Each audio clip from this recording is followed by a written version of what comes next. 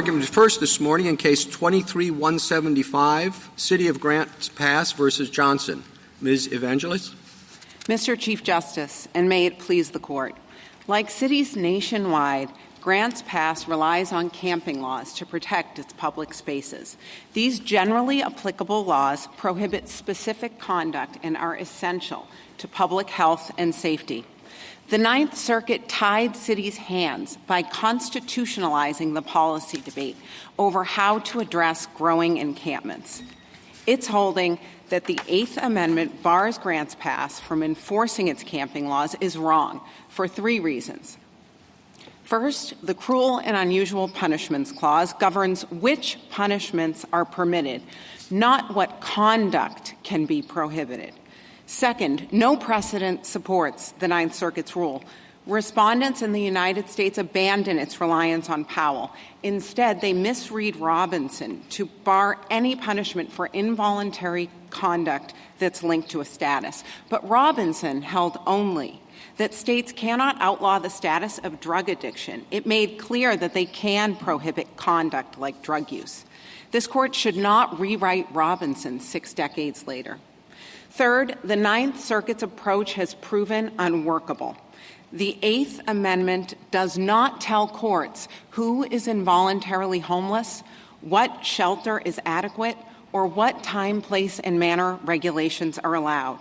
But in 35 suits and counting, federal courts are now deciding everything from the exact size of campsites in San Rafael to the adequacy of empty beds at specific shelters, like the Gospel Rescue Mission in Grants Pass.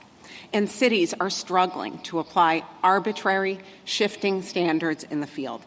This Court should reverse and end the Ninth Circuit's failed experiment, which has fueled the spread of encampments while harming those it purports to protect. I welcome the Court's questions. Do you consider these civil or criminal penalties? They are both, Justice Thomas. There is criminal trespass and civil. Is that involved in this case? Yes, it is. To what extent? I mean, has any of the petitioners, any of the parties here, been subject to criminal trespass? Well, they are at issue in the case. The district court enjoined them, and yes, they do apply here. They are for recidivist offenses. But which party has been held accountable for criminal trespass? So here, none of the individuals who are currently in the case. So what's involved in this case? For Logan and Johnson, the civil penalty. And so what, is it the anti-camping or what is it? Yes, it is. Okay, so that's civil or is it criminal? The camping ordinance is civil, and then for repeat offenders, it's punishable by criminal trespass. But we're not talking about repeat offenders right now, right? That's correct. So then, have we ever applied the Eighth Amendment to civil penalties? Not the Cruel and Unusual Punishments Clause, no. Counsel, what will the city do if you don't prevail here? The city's hands will be tied. It will be forced to surrender its public spaces as it has been. Unfortunately, beds are going unused at the Gospel Rescue Mission. People are not getting the help that they need. The city is under an injunction here, and it's unable to rely on these basic ordinances. And the Ninth Circuit's decisions give cities like Grants Pass no guidance about how they can navigate this very challenging area. The Ninth Circuit has effectively imposed a municipal code under the Ninth Circuit's Martin rule to regulate what the city can do in its public spaces. Counsel, can I just stop you a moment? The Gospel unused beds, they're less than 100, right? That's correct. And there's thousands of homeless. There are, I believe, as many as 600 in Grants Pass, according to the district court. But there's still only less than 100 beds. That is right. Now, can I stop you a moment? You are not asking us to overturn Robinson, correct? We think Robinson was wrongly decided and should not be extended, but we don't think that the court needs to overrule it here. Because assuming it's there, prohibits you criminalizing homelessness, right? So what you do is say only homeless people who sleep outdoors will be arrested. That's the testimony of your chief of police, two or three officers, which is if you read the crime, it's only stopping you from sleeping in public for the purpose of maintaining a temporary place to live. And the police officers testified that means that if a stargazer wants to take a blanket or a sleeping bag out at night to watch the stars and falls asleep, you don't arrest them. You don't arrest babies who have blankets over them. You don't arrest people who are sleeping on the beach, as I tend to do if I've been there a while. You only arrest people who don't have a second home. Is that correct? Well, who don't have a home. So, no, these laws are generally applicable. They apply to everyone. That's what you want to say. Give me one example, because your police officers couldn't. And they explicitly said if someone has a home, and is out there and happens to fall asleep, they won't be arrested. Fall asleep with something on them. Well, Joint Appendix, page 98, is one example of a citation issued to a person with a home address. But more importantly, I think what we're getting at here is that these laws regulate conduct of everyone. There's nothing in the law that criminalizes homelessness. I really That's what you say, but if I look at the record and see differently, it's a different argument, isn't it? Grants Pass policy actually very clearly says that being homeless is not a crime, and that's in I know that's what you say, but if you're enforcing it only against the homeless, I will suggest that you look. There's one brief. Let me see if I can find it. That talks about this. At any rate, I'll find it later and just mention it. The second thing I want to ask you is you seem to start by saying that the Eighth Amendment is limited to forms of punishment and not to the nature of punishment, the proportionality issue. There also is a number of amicus brief that lays out for us that from the Magna Carta, through the founding, through state laws, through Weems, which was in 1910, through Trop later in the century, that throughout all of that, both the English, American colonies, this court, has had some form of proportionality in their Eighth Amendment jurisprudence. You're asking us to ignore all of that history. No, we're not, Justice Sotomayor. What we are saying is that this case doesn't implicate proportionality. We're not asking the court to take a position on whether it's a proper inquiry under the Eighth Amendment. For example— yes, you are, because you're saying that the only thing that's prohibited by the Eighth Amendment is the form of punishment.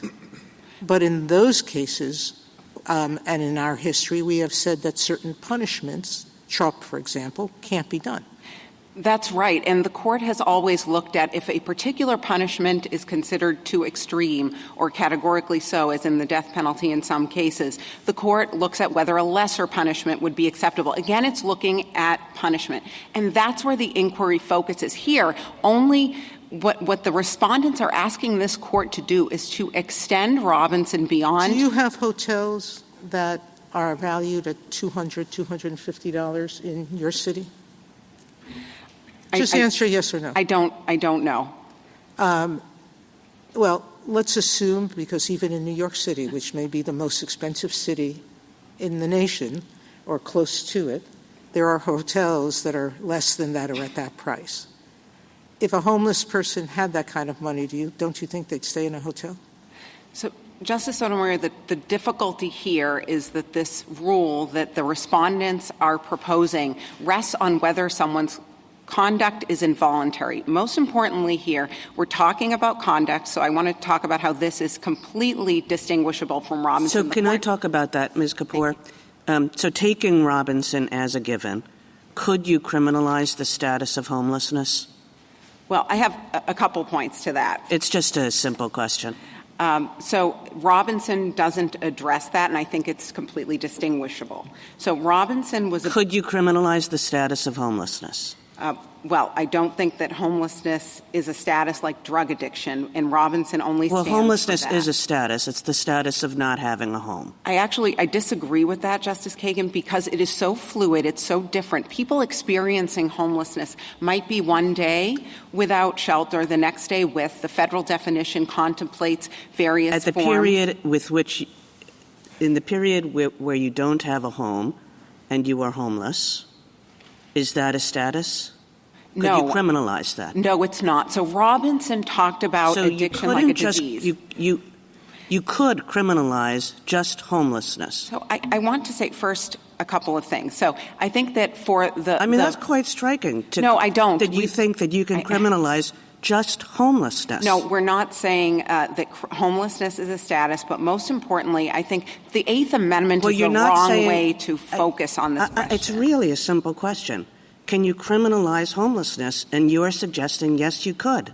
No, we do not criminalize homelessness. I'm not saying... Could you criminalize homelessness? Not tell me what you do, what you don't do. Could you? So I think there would be due process problems and vagueness problems. I don't think there's an Eighth Amendment problem in the sense of Robinson, because that was a limited decision where the holding was solely about a disease of addiction. The court was very clear about distinguishing between addiction and possession or use. And so... You're right that it's a different status that was involved in Robinson. But Robinson made clear that there was a category of cases which were status offenses, which were different from conduct offenses. And when you started off here today, you said we're just criminalizing conduct. So to tell you the truth, I thought that this was going to be a question where you would say, no, of course we can't criminalize a status, but there's conduct here. And then I was going to say, what is the conduct here? But you didn't say that. You said you could criminalize even the status of homelessness. And that suggests to me that you're off on the wrong track in thinking about this issue. So, Justice Kagan, I think the point where we are disagreeing here is really about whether the Eighth Amendment is the right framework for this discussion. Well, the Eighth Amendment was the framework in Robinson. And so taking Robinson as a given, where Robinson said the Eighth Amendment protects you against status-based crimes, that's what the question is. I don't think Robinson extends that far. I think Robinson itself was cabin, and I think the Justice Marshall's plurality in Powell goes into a discussion about this and how that was the right line. What is the conduct here? The conduct is camping, establishing a campsite, and it's the same as in the federal regulations that the National Park Service So I didn't relies think on. that was the conduct. I thought that the only conduct here was sleeping outside with a blanket. No, it is the conduct of establishing a campsite, which includes making a bed with bedding or other materials, and the federal law A campsite suggests something different to people. It suggests a tent. It suggests a conglomeration of people, tent camps, if you will. But your ordinance does not just prohibit that. Your ordinance prohibits a single person who is homeless, so does not have another place to sleep. That's a status. I don't have another place to sleep. A single person sleeping instead in public with a blanket. That's what I understand your statute to do. Is that not what your statute does? The statute does not say anything about homelessness. It's a generally applicable law. It's very important that it applies to everyone. Yeah, even I got that, but it's a single camping. person with a blanket. And you don't have to have a tent. You don't have to have a camp. It's a single person with a blanket. And sleeping in conduct is sleeping in public is considered conduct. And this court in Clark discussed that is conduct. Also, the federal regulations sleeping is a are biological necessity. It's sort of like breathing. I mean, you could say breathing is conduct, too. But presumably, you would not think that it's okay to criminalize breathing in public.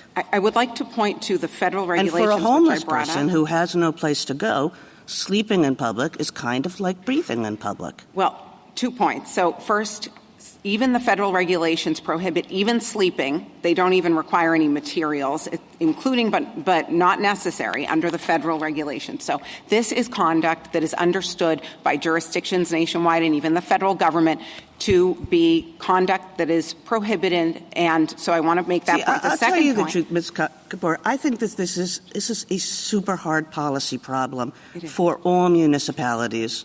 And if you were to come in here and you were to say, we need certain protections to keep our streets safe, and we can't have, people sleeping in any place that they want, and we can't have, tent cities cropping up. I mean, that would create one set of issues. But your ordinance goes way beyond that. Your ordinance says, as to a person, and I understand that you think it's generally applicable, but we only come up with this problem for a person who is homeless, who has the status of homelessness, who has no other place to sleep. And your statute says that person cannot take himself and himself only and, can't take a blanket and sleep someplace without it being a crime. And that's, it just seems like Robinson. It seems like you're criminalizing a status. well, it is not, and we agree with you that this is a very difficult policy question, and that's exactly why the Eighth Amendment. Can you answer why? Why is it not? Justice Kagan has laid out one of the essential problems here, which is that you're making a distinction between status and conduct. Okay, we see that. And you keep saying this is conduct. Can you explain why? The actus reus element, that's exactly what was missing in Robinson, and that's what we have here. And that's why that law was so unique. It's a very peculiar... So it seems to me that Robinson actually hurts you and not helps you in the following sense. It seems both cruel and unusual to punish people for acts that constitute basic human needs. So here, unlike in Robinson, where, you had at least the sort of disease state, drugs and the like, and potentially culpable acts that relate to that disease state, here we're talking about sleeping that is universal, that is a basic function.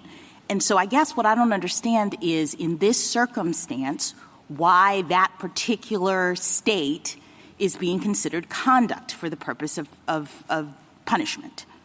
Well, I think that just illustrates the line drawing problems, because if you look at biological necessities and what a person needs to do, the Ninth Circuit's decisions in this area would allow all sorts of behavior. Can I give you a hypothetical? Okay, so suppose the relevant ordinance prohibited eating on public property rather than sleeping or camping. We're talking about eating. And the city, for very, rational reasons, has determined that when people eat outdoors, it creates problems with trash and rodents and the like, and so it bans eating in public places, and it punishes violators. Now, just as here, that seems generally fine because most people have restaurants that they can go to, most people have houses that they can eat in, but some people don't have that option. They have to eat in public because they're unhoused and they can't afford to go to a restaurant. So is your argument, same result, no Eighth Amendment problem, no problem with the city banning eating in public, even though that's a public function, even though that's a human necessity that everyone engages in, and really what's happening is you're only punishing certain people who can't afford to do it privately? Well, it sounds like I take for a moment that you're not saying that the law draws lines on any sort of irrational basis or any equal protection. No, the city has a perfectly rational basis. When people eat in public, there's trash, there are rodents, there are problems. So the city says what we're going to do is we're going to say no eating in public. What I'm concerned about from your argument is the suggestion, you call it conduct, I appreciate that, but what we have happening in operation is that people who are able to afford doing this thing that's a basic human need privately are okay. They're not punished for it. But people who don't have any other option or opportunity except for to do it in public are the ones who are being targeted by this statute.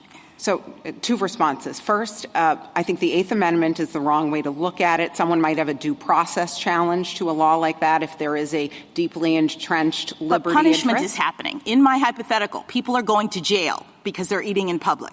So why is the Eighth Amendment not implicated? In that case, you would have a defense under Oregon law, for example, a necessity defense. Counsel, and I want to get to that on the camping. I'm sorry to interrupt, yes. but on that point, I think we're having some debate about where to lodge the defense, whether it's under the Eighth Amendment or under the 14th Amendment. But do you concede that there are instances in which a necessity defense, long recognized at common law, would apply to eating in public, sleeping in public, or other things like that? Yes, I agree. And actually here, in the case of camping, Oregon law recognizes a necessity defense. So as a matter of state law and policy, and again, that goes to the difficult policy questions, that's why states are able to address the needs of what this issue raises. And so for something under Oregon state law, a person could raise that defense under the necessity defense. And then if that's not enough, if they believe that that's not broad enough somehow, you're saying they can Oregon argue law due process. has that defense Yes. already built into it? That's correct. Thank you. Let me ask you about Oregon law, because one sort of a threshold concern that I have about this case is I understand that Oregon has enacted a statute, a new statute, that seems to address this very issue. So I'm trying to understand why this is still a live case. As I read the new law, it essentially codifies Martin's rule, that it says something about all regulations of this nature have to be objectively reasonable as to time, place, and manner with regards to people experiencing homelessness. So it seems like the state has already precluded Grants Pass from doing the sort of thing it's doing here. So why do we need to weigh in on that? Well, no, it hasn't. So first, both sides agree that this case is not moot. There is no state law challenge in this case. But more importantly, that standard is very different from Martin, and there's never been a challenge. What about to our constitutional avoidance? So fine, it's not moot, but wouldn't our principle be that we don't need to reach the constitutionality of this issue if there's another possible way of resolving it because the state has addressed it? Well, not at all. So the state's law is very different, and we believe our laws satisfy it. But more importantly, the fact that the state is acting here is a good thing. We agree that states should be able to make policy and to weigh all of the competing concerns. And here, the need to reverse Martin is so critical because laws like ours, they really do serve an essential purpose. They protect the health and safety of everyone. It is not safe to live in encampments. It's unsanitary. We see what's happening. And there are the harms of the encampments themselves on those in them and outside. We know this. The federal government has cleared encampments here in the Capitol, in McPherson Square. So this is an urgent problem. And also there are downstream effects of all the other things that flow from it. But it is very important here to understand that the state laws and— So is it your argument that the Eighth Amendment has nothing to say about how the city responds to such problems? I mean, suppose the city decided that it was going to execute homeless people. I mean, very extreme, I know, but it would solve the problems that you're talking about. Well, that would be— Do we have an Eighth Amendment issue in that circumstance? Yes. I think Why? there you look at the punishment. That, again, here we're looking at the punishment, which is low-level That would be fine. both cruel and unusual, wouldn't it? I think it would be, yes. I think it absolutely— Why not just yes to that? Yes, thank Counsel, you. can I Thank ask you a question about the scope of your ordinance? So as Justice Kagan was pointing out, this criminalizes sleeping with a blanket at a minimum, right? Yes. Correct? But as I understand it, after this decision and maybe after Martin, before that, there was some question about whether it also criminalized having fires, campfires, tents. Can you talk a little bit about that and what the scope of it is? Does the Constitution then make it impossible for a city to limit the use of fires and encampments, tents, those kinds of temporary shelters? It really does, because the rationale of Martin, the argument that it's a biological necessity to sleep outside, the respondents argue a blanket is necessary in Oregon. Some might argue a tent and a fire is necessary in North Dakota. The Eighth Amendment really doesn't give us any answers to what cities can and can't prohibit. It's really administratively impossible for cities on the ground as well as for courts to administer. So we're seeing— I'm sorry. We have nothing to do with fires or tents. That was exempted under the district court's injunction, and the circuit court didn't require that. We're talking only about sleeping with a blanket. Well, so let's narrow it to what it is.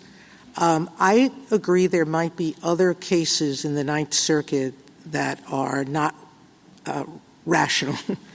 And I don't mean to throw aspersions at those holdings, but some of them are not permitting time, place restrictions.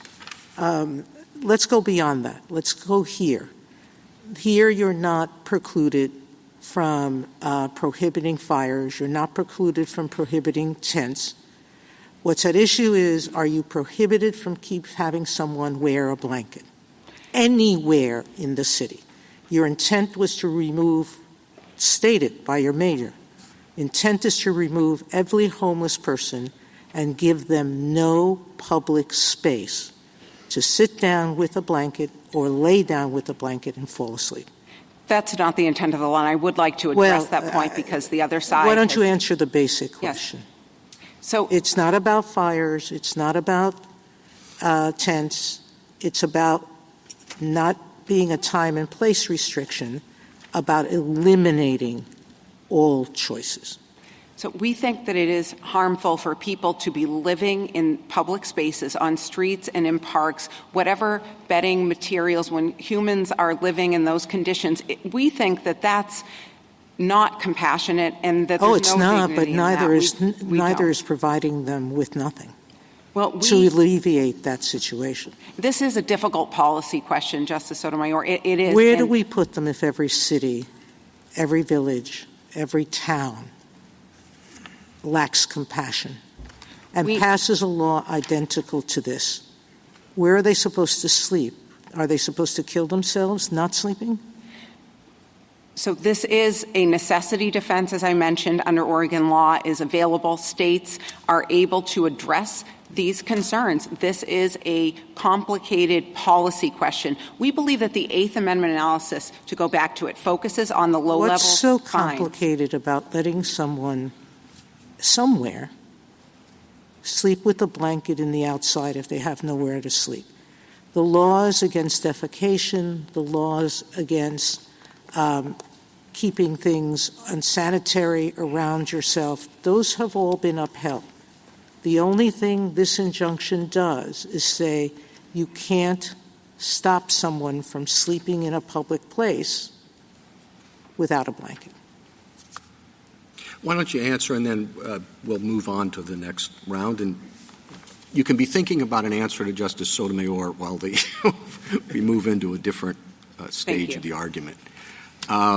Is being a bank robber a status?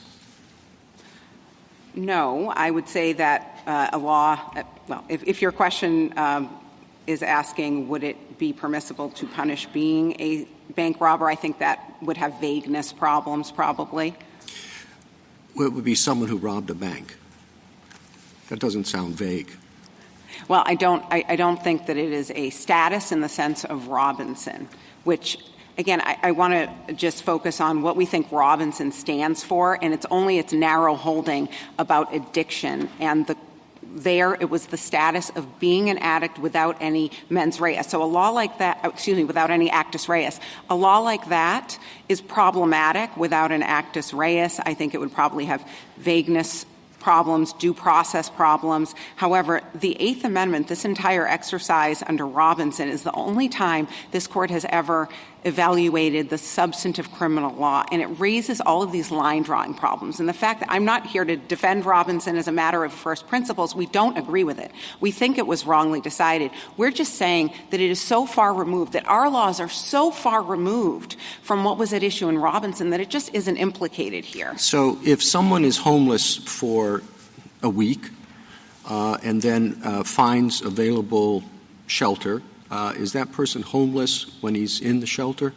Under federal law, the HUD regulations, he is actually considered homeless. That shows the fluidity and the different ways. Putting the HUD regulations to one side, can someone who is sleeping in a shelter be considered homeless? Some would say yes, that someone. What would you say? I would say that at that point he is sheltered and homeless. think that is No, let me make it easier. What if he buys a home or finds a home or is given a home? Is he homeless at that point? He is not. So for what's at issue in this case So you think the status of homelessness can change from one time to another? Yes, I do. I think it's very fluid. Is that consistent with the definition of status in Robinson? No. So Robinson treated addiction as a disease and as something that, and many believe that addiction is something that someone has with them forever, and it's a struggle. So that is a very different situation. And here, if someone has shelter, let's say they were offered shelter yesterday and they refused it, and then today when someone comes around and tells them that they're not permitted to camp, are they involuntarily there if they refused shelter yesterday? That's the question the Eighth Amendment does not answer. This is very complex. What if there is a bed available in the Gospel Rescue Mission, but like Ms. Johnson, a person doesn't wish to leave their pet? Her Rottweiler's not permitted there. So that is a difficult question for a person and a difficult policy question. But the person's status, yes. Thank you, Counsel. Justice Thomas? Robinson actually included a crime of, as I read it, either to use narcotics or to be addicted to the use of narcotics. And the court was concerned about the status of being addicted to the use. Is there a crime here for being homeless? No, there is not. Justice Alito? Robinson presents a very difficult conceptual question. Do you think that someone who is a drug addict is absolutely incapable of, that all people who are drug addicts are absolutely incapable of refraining from using drugs? I think that for some that may be true, and for some perhaps they can abstain, but that's a question of free will and agency that's true of every law and what conduct we choose to regulate. That's all right. Then compare that with a person who absolutely has no place to sleep in a particular jurisdiction. Does that person have any alternative other than sleeping outside? So I think we'd have to ask all of the questions I mentioned earlier about what alternatives they might have had yesterday. No, they have ended none. up They there. have absolutely none. There's not a single place where they can sleep. If that's true, then that may be the case. And in that case, at least in Oregon, they would have a defense of necessity. So the point is that the connection between drug addiction and drug usage is more tenuous than the connection between absolute homelessness and sleeping outside. Well, I think in Robinson, again, the court did draw that line, but here the respondents are saying that the two are really the same, that camping outside, sleeping outside, and being homeless are two sides of the same coin. We think that that's wrong. It's collapsing the status that they claim into the conduct. So we think the conduct here is very clear because it applies generally to everyone. The law does not say on its face it is a crime to be homeless. I just want to make that very clear. Thank you. Justice Sotomayor? It was the brief of criminal law and punishment scholars that I was referencing earlier. I want to go back to Justice Thomas's beginning question. As I understood it, the Ninth Circuit never reached the excessive fines question presented by this case, correct? That's correct. So that's still open, and you didn't seek cert on that issue? That's correct. All right. Assuming that there is no standing, I understand one of the appellees died. The one who was camping outside died during the pendency of this appeal, and there are two other named plaintiffs. I know they have fines on them. I'm not sure that either of them has any criminal crimes charged against them. Where does that put this appeal? Where does that put this case? Sure. Well, should we be vacating and remanding to see if there is a live plaintiff, a named plaintiff who is still suffering injury? No. So here, the sleeping ordinance, which is the one that Ms. Blake challenged. That is no longer in the case. That ordinance limited only sleeping in certain rights of way and sidewalks in the city, and it was a different law, and that's not at issue here. So sleeping is not at issue. It's about the camping ordinance.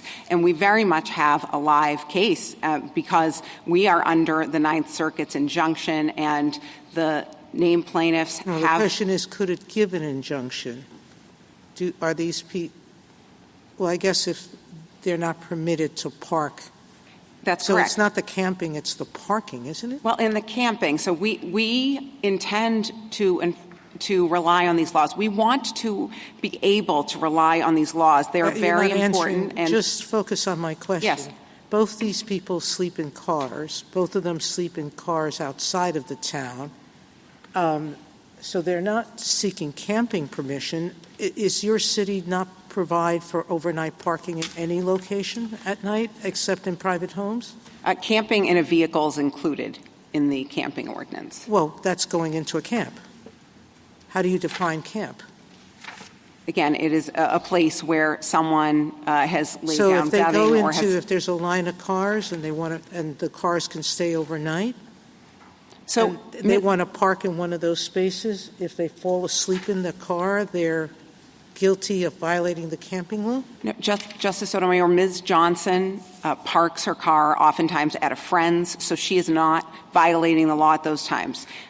So parking everywhere is not prohibited in certain areas, private areas. Is sleeping in your car prohibited? If you are sleeping in your car in a park where you're not allowed to park overnight, then yes. Have any of them indicated intent to sleep in a park, or have they just said they want to park somewhere in the city? And can they park somewhere in the city and sleep? Yes, they have said that they have the intent to continue their conduct and that they will be therefore subject to the city's laws. And I don't understand that answer. Okay. Justice Kagan? You've referred a couple of times to the necessity defense, so could you tell me how that would work? Yes. So there, under Oregon law, if a person says that it's effectively the lesser of two evils. If they say, I had no alternative, no legal alternative other than what I did here that broke the law, then I had no choice, and I therefore had to break the law, and it was in some sense involuntary, to use a term that many have been discussing. So there, it would be very narrow. It is a very narrow defense, so it would be in that moment. So suppose that there is a person who is homeless, and there are no shelter beds available, and the person has no place to go, and the person, of course, has to sleep. And the person, it's cold outside, the person has a blanket. So that's the minimum conduct that the law prohibits. So the person sleeps outside with a blanket, and the police officer comes, but the person says, well, I had no place else to go. Would the city continue to push for some kind of penalty? Well, if a person received a citation, so if they did, then they would have a defense of necessity. It's asserted as a defense. So what the other side is... Well, it's asserted as a defense. Yes. I mean, so you're not willing to say, no, we're going to tell all our police officers that they shouldn't give a citation in that circumstance. We're going to give a citation and then we'll see how the courts deal with it, is all you're going to tell me. Officers always have discretion, and we know that they exercise it, and it's hard to know. The question is not an individual officer's discretion. Individual officers are in a tough situation here. They are. The question is, what is the city going to tell individual officers? So what is the city going to tell individual officers about a case of the kind that I said? Are you going to tell individual officers, issue the citation and we'll see if the person knows enough to make a necessity defense and we'll see what the court does about that? Or are you going to say, there are some things that just ought not to be the subject of civil or criminal infractions? So the city, in its policy, at a joint appendix, page 158, for example, talks about what officers are supposed to do. They're supposed to put people in touch with services first, to contact if there is available help for them. These laws are absolutely a tool for getting people the services that they need. Many people Well, you're need not that giving me intervention. a real answer Yes. to the question of Is the city telling officers that they should give citations No. in that circumstance? No, it is if somebody, again, it is a matter of discretion. Is there anything you can point? It's a matter of discretion. Yes. There's nothing you can point to that the city says, we have a necessity defense. What we're telling officers to do is to, act consistently with that defense so that if it is truly a matter of need that you are sleeping on the street alone with a blanket, no, the officer should not cite the person. There's nothing in the record here that shows officers were told about a necessity defense and that what it would or would not preclude. That would be an individualized question after the fact if someone received a citation. And if they thought that that wasn't enough, the proper framework would be this court's framework in Kaler, where we would look at the asserted defense, their insanity of some form, and here it would be necessity, and we would ask whether it is so deeply rooted in our history and something that has to be imposed in this way on the states. Thank you. Thank you. Justice Gorsuch? I suppose someone could also initiate a class action of the sort that happened here if you were not allowing the necessity defense to operate and seek to have it enforced, couldn't they? Potentially. Yeah, thank you. Justice Kavanaugh? You've said several times that it's a difficult policy question, a complicated policy question. I think everyone would agree with that. How does this law help deal with the complicated policy issues? One of the most difficult challenges is getting people the help that they need. And laws like this allow cities to intervene, and they are an important tool in helping incentivize people to accept shelter. So Ms. Johnson, for example, has said in her deposition, it's in the joint appendix, that she does not wish to stay at the Gospel Rescue Mission. One of the reasons is because of her dog. She also had other reasons. She doesn't like being around people and so forth. People have all sorts of circumstances. It's very complex, and the individual How does it help decisions. if they're not? How does it help the rule here, the law here? How does it help if there are not enough beds for the number of homeless people in the jurisdiction? So for Ms. Johnson, she sometimes stays with a friend. So How there are about other. more generally, though? Yes. I guess if there's a mismatch between the number of beds available in shelters, even including Gospel Rescue, and the number of homeless people, there are going to be a certain number of people who there's nowhere to go. That is a difficult policy question. And how does this law Yes. help with that policy? So it encourages people to accept alternatives when they come up so that fewer people end up camping. It also, there is harm in simply camping. Whatever materials people are using when they are living in public spaces without plumbing and infrastructure, there's harm to the whole city and to the whole community as well as to them. We know that encampments and these conditions also breed crime and very dangerous conditions. So the city has an interest in protecting everyone, Do you including. think the constitutional rule should be different when the number of beds available in the jurisdiction exceeds the number of homeless people versus the number of homeless people exceeds the number of beds available in shelters? No, that's what we've seen in the Ninth Circuit. We've seen that is unworkable.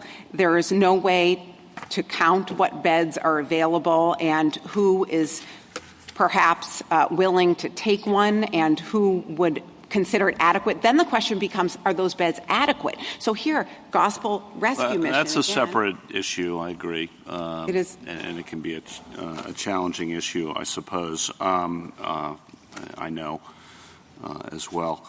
Let me ask one last question, which is how does the necessity defense differ from the constitutional rule? You touched on this, but I just want to get a succinct answer to that. The state law necessity defense differ from the constitutional rule here. You would weigh the harm from the individual's conduct in violating the law.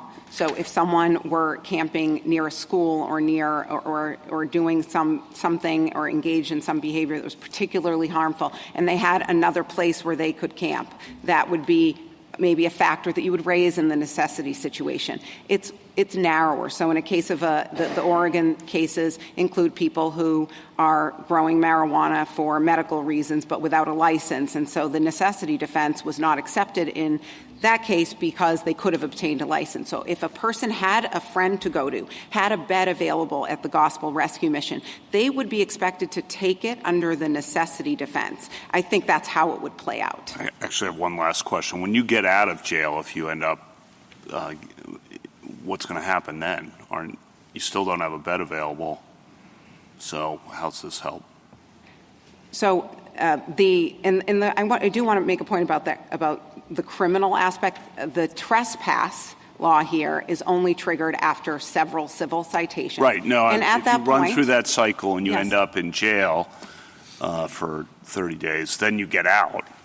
I mean, you're not going to be any better off than you were before in finding a bed if there aren't, going to my earlier question, if there aren't beds available in the jurisdiction, unless you're removed from the jurisdiction or you decide to leave somehow. No, there are services available, and the jurisdiction can put you in touch with services and programs to help you in those circumstances. And for many people, that is a point where they're able to get into treatment. So that intervention actually saves lives. Okay, thank you.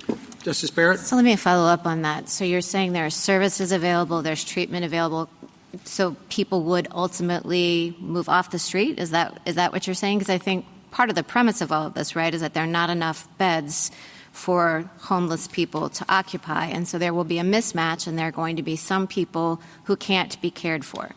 Are you saying that if your law is enforced, there is a way for everyone to be cared for? No, I'm saying that's a policy question that is quite difficult. But these laws are an important part of the puzzle. They're not the only solution.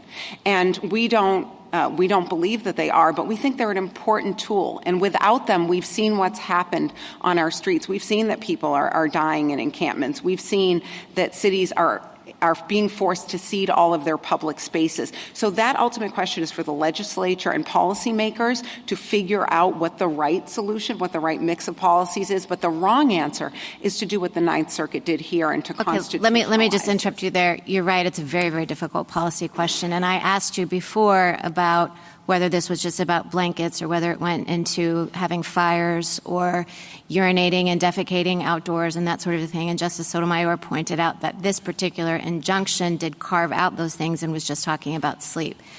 But, other cases have been litigated in the Ninth Circuit that have gone beyond that. And because the line is things that are involuntary, that are human needs, it can extend. It's difficult to draw the line.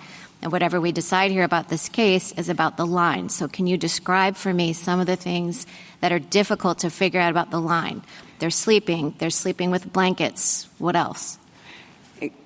Public urination and defecation, that is a serious problem. Those are parts of biological necessities of being human. A court in Sacramento addressed that, and the Ninth Circuit's opinions debated whether its rule would actually reach those things. I think any rule that we are wondering about and debating whether it would go that far, I think that is a sign that it is not a workable rule. The slippery slope here is very real. It's not just for camping and conduct that might be a biological necessity, putting aside tents and fires in cold climates. What other things would be allowed? All of the things that a human needs to survive, for example, potentially come into focus under the Ninth Circuit's rule, but also in other areas. Someone could say that my drug use or possession is the other side of the coin because I'm an addict, or because a person who violates other laws could say that I had a compulsion to do those things that I couldn't control. And the plurality opinion in Powell addressed that very thing and why it's so important to draw the line there. And when conduct is involved, and once the court gets into deciding which conduct may be excused under the Eighth Amendment, it is so far afield of what the Eighth Amendment was ever understood to address. Okay, speaking of status and conduct, you've argued that Robinson was wrong and we don't need to overrule it, and I agree. I don't think we should overrule Robinson. You've also been kind of resisting the status. You've been resisting characterizing anything other than the drug addiction that was at issue in Robinson as status.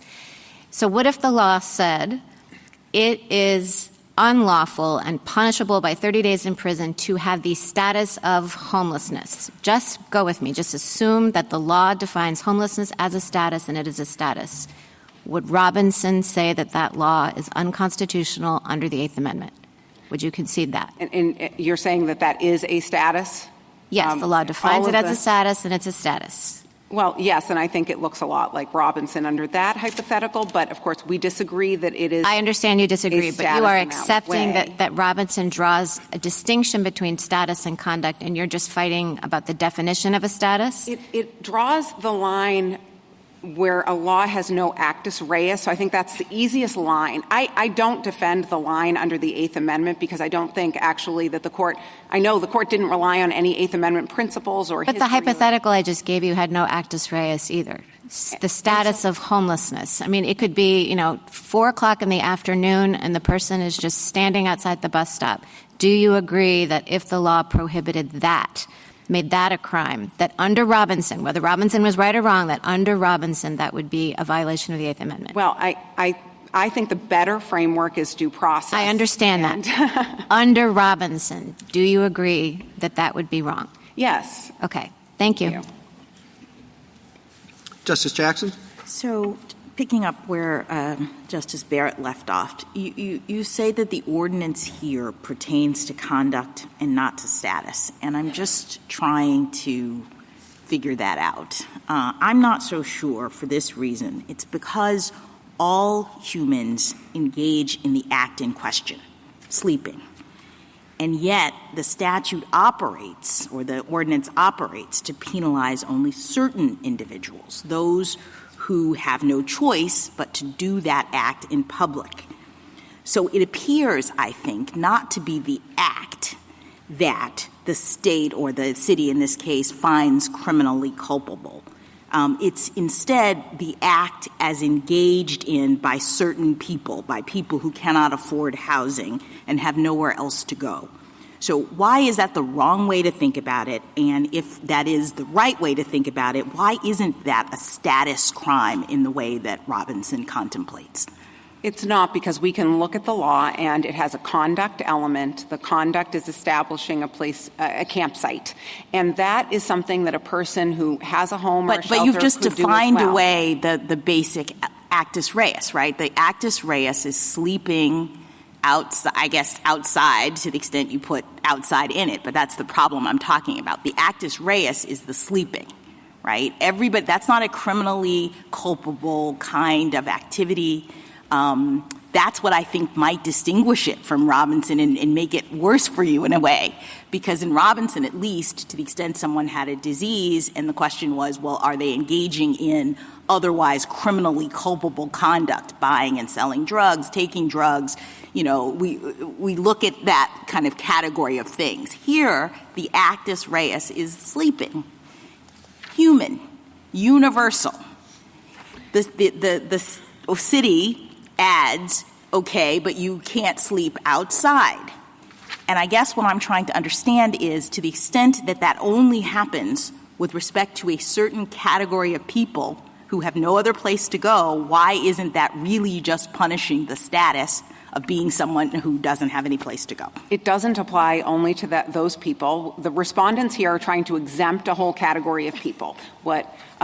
So what you look at there is the conduct of camping under federal law, and in this court's decision in Clark, it was understood that that is conduct. It is just like trespass, where if you are found in a place, if you enter with permission, but then you remain there without permission under quarrels. But it's not just like trespass, because presumably you have other places to go. So let me just ask you this other question. What is your understanding of the Martin rule? Because I thought it was premised on the circumstance in which someone had nowhere else to go and they needed to sleep and they needed to be there, but you seem to suggest that necessity is not sort of baked into what Martin was doing. Martin speaks in terms of someone who is involuntarily homeless, and that raises all of those policy questions that we've been discussing about how do you assume they determine exist. that. Involuntarily homeless means the person has nowhere else to sleep.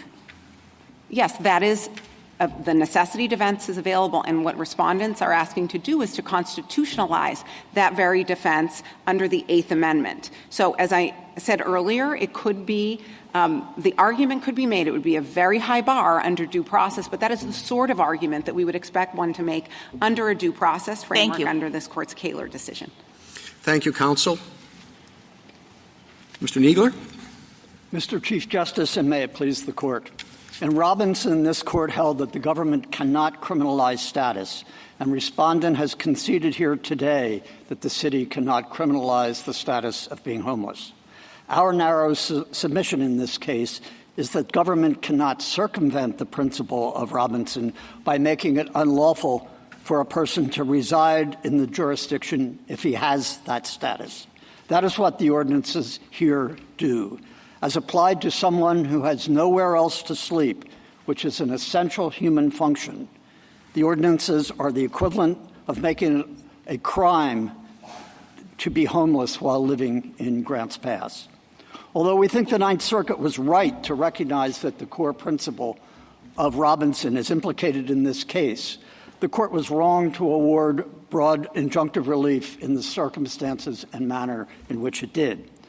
The Robinson principle requires an individualized determination, and the Ninth Circuit's failure to require such a determination and its issuance of much broader injunctive relief has led to the problems at issue that the petitioner and its amici have raised, not the core principle of Robinson. And therefore, we urge the court to adhere to the core principle of Robinson, but to emphasize that cities have flexibility to implement these, and in particular, time, place, and manner restrictions on where someone can sleep are entirely valid if they are reasonable. And indeed, the state law that Justice Jackson referred to establishes a state policy that time, manner, and place restrictions are the way to go if they are reasonable. I welcome the court's questions. Mr. Needler, wouldn't you have a better argument if Robinson involved someone being arrested for using drugs, but then the court said that you were in effect arresting him for the status of a drug user because he had no choice but to use drugs because he's an addict? No, our position is not that the conduct, as in Robinson, the drug addict can't stop from using drugs. That is not our position. That's a question of personal culpability on the basis of what. So what's the difference between that and camping out? What you're saying here, it seems as though you're saying, well, there's no other choice, so you have to camp out. Therefore, you're really arresting this person for the status of homelessness. Yes, but not because of an involuntary compulsion sense. I think, as Justice Alito pointed out, the nexus here is actually closer than in the addiction situation, because sleeping outside is essentially the mirror image or the other side of the coin, or the definition of the status of homelessness. Mr. Needler, I agree that the distinction between status and conduct is a slippery one, and that they're often closely related. And in Robinson, though, the court said you cannot make the status of being a drug addict a crime, but you can criminalize the conduct, even if it is involuntary and compulsive. And Powell reaffirmed that line very strongly, at least the plurality opinion did, and said we're not going to go further. And I wonder whether the government is asking us to take that step that Powell counseled against by saying that it is status because effectively status, and this is throughout your brief, you use the word effective or essentially or tantamount to, those kinds of words. And so I just wanted to get your response to that concern. No, we are not asking the court to take the step that it declined to take in Powell, which had to do with personal responsibility, the sort of issues that were involved in this court's decision. If you're not asking us to do that, then I guess I just want to circle back to what Justice Thomas was getting at, which is surely the government wants to continue to enforce the drug laws and all kinds of other laws. That people could make an argument that I had an involuntary need to do, a necessity defense to. You don't want us to wipe out all of those laws. Sir, absolutely not. But what is different here is that the conduct that was suggested in Powell would have been based on the person's own separate antisocial conduct. Well, Justice White made clear that some people are going to be forced to drink in public because they don't have a home. He made this very point. No, we don't. But But the point here, it is the government that is prohibiting the alternative. It's not the individual's inability to control his own conduct. The government, because of other circumstances, the lack of money, the lack of a friend to stay with, the lack of shelter space, there is no place. We take as a given in our position that there is no other place for the person to sleep. I think couldn't a drug addict, though, make the exact same argument? I had no other choice. But that the other choice would be a matter of personal undertaking, personal culpability. But the record says that there is no other choice. I had to do it. Well, I do think that in engaging in conduct that is unrelated to let me take that back. The sleeping outside when you have no other place to go is the definition of homelessness. Mr. Needler, isn't the response also that those two things are different? I mean, you're sort of saying it's about individual culpability, but it's not as though everyone engages in drug use. Right? Certain people do, and maybe they have addiction, and maybe you can't punish them because of the addiction, but you can still punish them as criminally culpable for engaging in the act. It seems to me we are in a totally different category when you're talking about acts that everybody participates in, that no one thinks in and of themselves are criminally culpable, and yet somehow this statute is reaching out to punish certain people who engage in that universal human basic need. That seems to me to be the distinction in these situations. That is a critical distinction, and not only is it something that everybody engages in, but it's something that everybody has to engage in to be alive. So if you can't sleep, you can't live, and therefore by prohibiting sleeping, the city is basically saying you cannot live in Grants Pass. It's the equivalent of banishment, which is something that is unknown to the way Mr. Needler, wasn't Grant Pass's first attempt policy choice to put homeless people on buses so they would leave the city? And I understood that to be the history of Grant Pass. Police officers would buy them a bus ticket, send them out of the city, but that didn't work because people came back because it had been their home, correct? They came back. They came back. They might have been sent So then they back passed this law, and didn't the city council president say, our intent is to make it so uncomfortable here that they'll move down the road, meaning out of town, correct? That statement was made at a public meeting of the city council. All right. So let's assume what you're saying or accepting, that do you happen to know, or maybe I hope one of you knows, how many beds there are in Grant Pass, shelter beds? I believe the only shelter beds, at least at the time the record in this case was compiled, was at the Gospel Mission. Has been at times a detox place. There has been a warming center that has been maintained, but in terms of shelter beds. Well, we're talking about yes, and I think disproportionate. it's approximately 100. I thought it was much less than that. Yes. All right. So we go back to, you want the district court to make individualized findings. You've asked us to vacate and remand. Can we go back to that so I understand it? I quite didn't understand it in your brief, because I thought individualized findings had to do with the class action, but that question hasn't been certified here. Right, but I think the merits. Our basic point is that a person does not have an Eighth Amendment defense or an Eighth Amendment claim unless he truly does not have some other place to reside. And so, by speaking of individualized, what we were saying is that it depends on whether that person has some other place, has a relative. I accept all of that. I guess what I'm asking you is, and this is what I didn't understand from your brief. Are you saying that there can't be a class certification of homeless people ever? No. That you have to have individuals?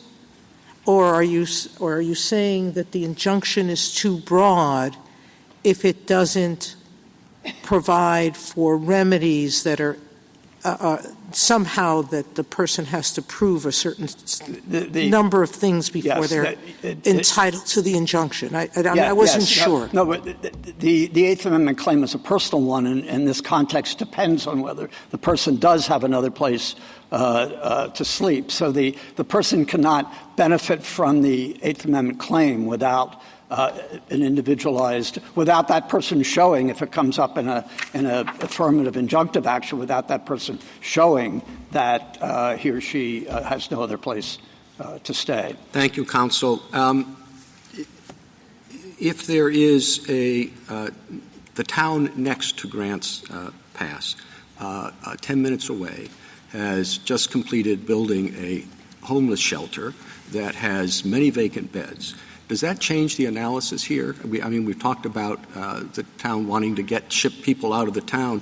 Would it be would there still be a right to sleep contrary to the ordinances in Grants Pass because you don't want to be taken 10 minutes away where there's a homeless shelter? That goes to the question, I think, under the analysis of whether the beds are available. And I think if they're right across the town line, it would be appropriate to take into account that there's a homeless shelter there, even though it's not one in the city of Grants Pass. But often in a situation, the two towns might cooperate to have one homeless shelter. Well, yeah, they might, but often mixed towns don't always cooperate. So what if it's 30 miles away? Is the shelter available in that case for your purposes? Or are you going to tell me it just depends on all the circumstances? Well, I think it depends on municipalities won't have that much I think guidance. It depends on the accessibility. I mean, one of the fundamental points here. The accessibility is that when an officer comes up in Grants Pass and finds a homeless person and says it violates our ordinance, but I will give you a ride down the road, 30 miles, whatever it is, because there's a new homeless shelter there. And the person says, no, I don't want to do that. Can that person be given a citation?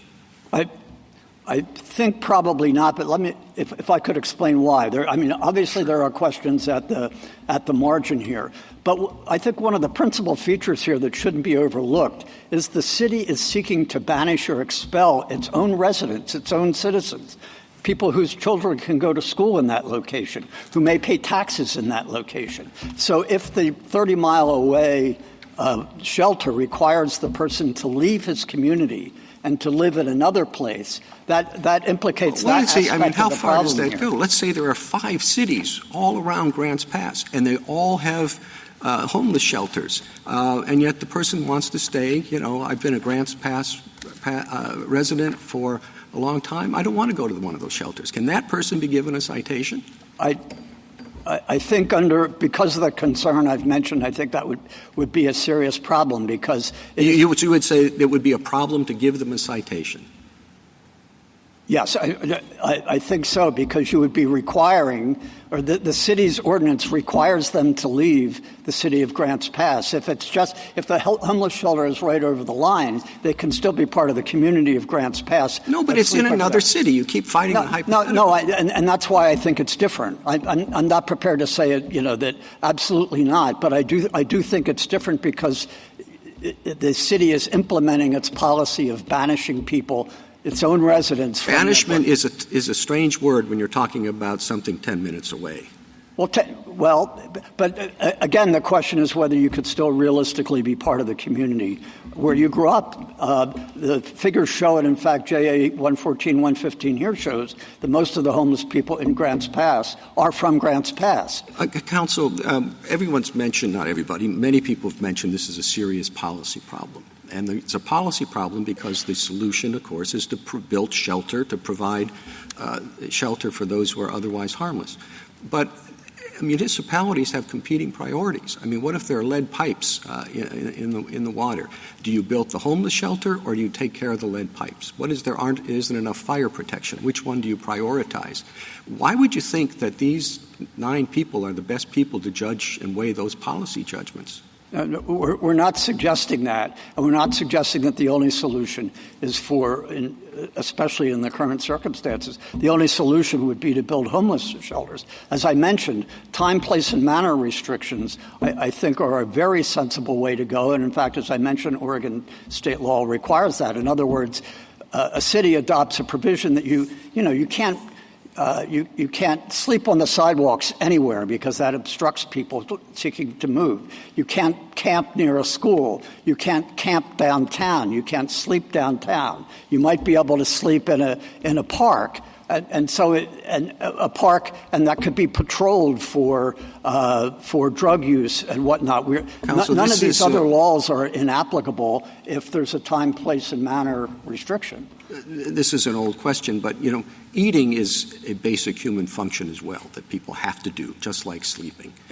So if someone is hungry and no one is giving him food, can you prosecute him if he breaks into a store to get something to eat? Absolutely. Absolutely. Breaking into a store is a common crime that not everybody engages in, unlike sleeping, which is what we have here. It's a necessity for the person who needs food. It's not a necessity to break into a store. And with respect to you're fighting the hypothetical. I'm saying this person needs food. The Eighth Amendment does not require that person be excused from doing it. I think there's a certain amount of common sense and practicality to this, and it's, I think, well understood that just like drug use is not something the Eighth Amendment excuses you from, either is eating. And the problem of eating is addressed at the local level, as the history and the poor law shows, is that the community takes care of its own residents, and it's common now as it was at the founding for churches and individuals and whatnot to offer their help, the charity in the community. And that's what happens in Grants Pass. Various organizations feed the homeless people, and there are social services to help the homeless people. So this is consistent, except for the absolute ban on sleeping in the city. Otherwise, the community's response is what has been done down through history. But it's the city's absolute ban that interrupts that continuity. Justice Thomas? Justice Alito? Could you explain how your rule would be carried out by police officers on a day-to-day basis? Let's say that there are 500 beds in a particular town, and let's say it's 3 o'clock in the afternoon, 4 o'clock in the afternoon on a winter day. What is an individual police officer supposed to do? The individual police officer would go around and count the number of people who are getting ready to sleep outside. I guess if that's 4 o'clock, you wouldn't get that. Let's say it's 6 o'clock. Count the number of people who are getting ready to sleep outside for the night, and then ask each one of them whether you've tried to find a bed at a shelter, whether that person would be willing to go to a shelter if a bed is available, without any conditions, or whether the bed would have to be available on the conditions that the individual wants, like I won't go to a shelter where they won't take my dog or something like that. Just explain how it would work on a daily basis. Well, first of all, with respect to the individual encounter, I think the way this would work in the real world, I think it's important to understand what happens on the ground in these situations. I think in the circumstances you're talking about, I think what would happen is that the person encountering the homeless person would know whether there is a spot available. I don't think the homeless person would be required to check each day with each shelter if there are multiple shelters. And in larger cities, these initial encounters are not handled by law enforcement. They're typically handled by social services agencies who are in contact with people who are camping and know what their circumstances are, and they are able to say, we know that at such and such shelter there are beds available. Would you be willing to go? What if there's a question about whether there are indeed enough shelter beds available? Your rule wouldn't apply if there are enough beds available, right? If there are 500 shelter beds and there are only 200 people who are trying to sleep outside, then your rule wouldn't apply. Right. So you have to have a comparison of the number of beds available with the number of people who want to sleep outside. Right, yes. So that would be the threshold question. Right. I just want to clarify one point about that. It's not simply a measure of the number of beds against the number of homeless people, such that if there is a deficit, the city can't enforce the law at all. If you have individualized questioning and you know that there are vacancies available, even if not for everybody, but there is a vacancy for the person being interviewed, then yes, that person, if that person is offered and refuses, that person could be prosecuted. Or cited. So what if the person says, I know there's a bed available at the Gospel Rescue Mission, but they won't take my dog? Yeah, I don't think the inability to take your dog to the shelter is a sufficient reason. There are shelters in some larger cities that may well take pets, but I know I could sleep in the home of a family member, but they really hate me and they're really nasty to me. I'm not. These are. I'm just wondering how this is going to be administered on a daily basis. And I think, with all respect, I think that example is if the family is going to accept him, but that's the question, whether there is a place to sleep. And I don't know that it would very often come down to that family hates me. On the other hand, if it's a woman who left domestic abuse, she couldn't be expected to go back to her home, or maybe her relative's home, or his relative's home, or something. So there's a lot of common sense. And again, the first encounter that a police officer or somebody else has with a homeless person is very unlikely to be a situation in which the person would be issued a citation. You mentioned just a couple of things that I wanted to follow up on. Does it matter whether the person grew up in the town or not?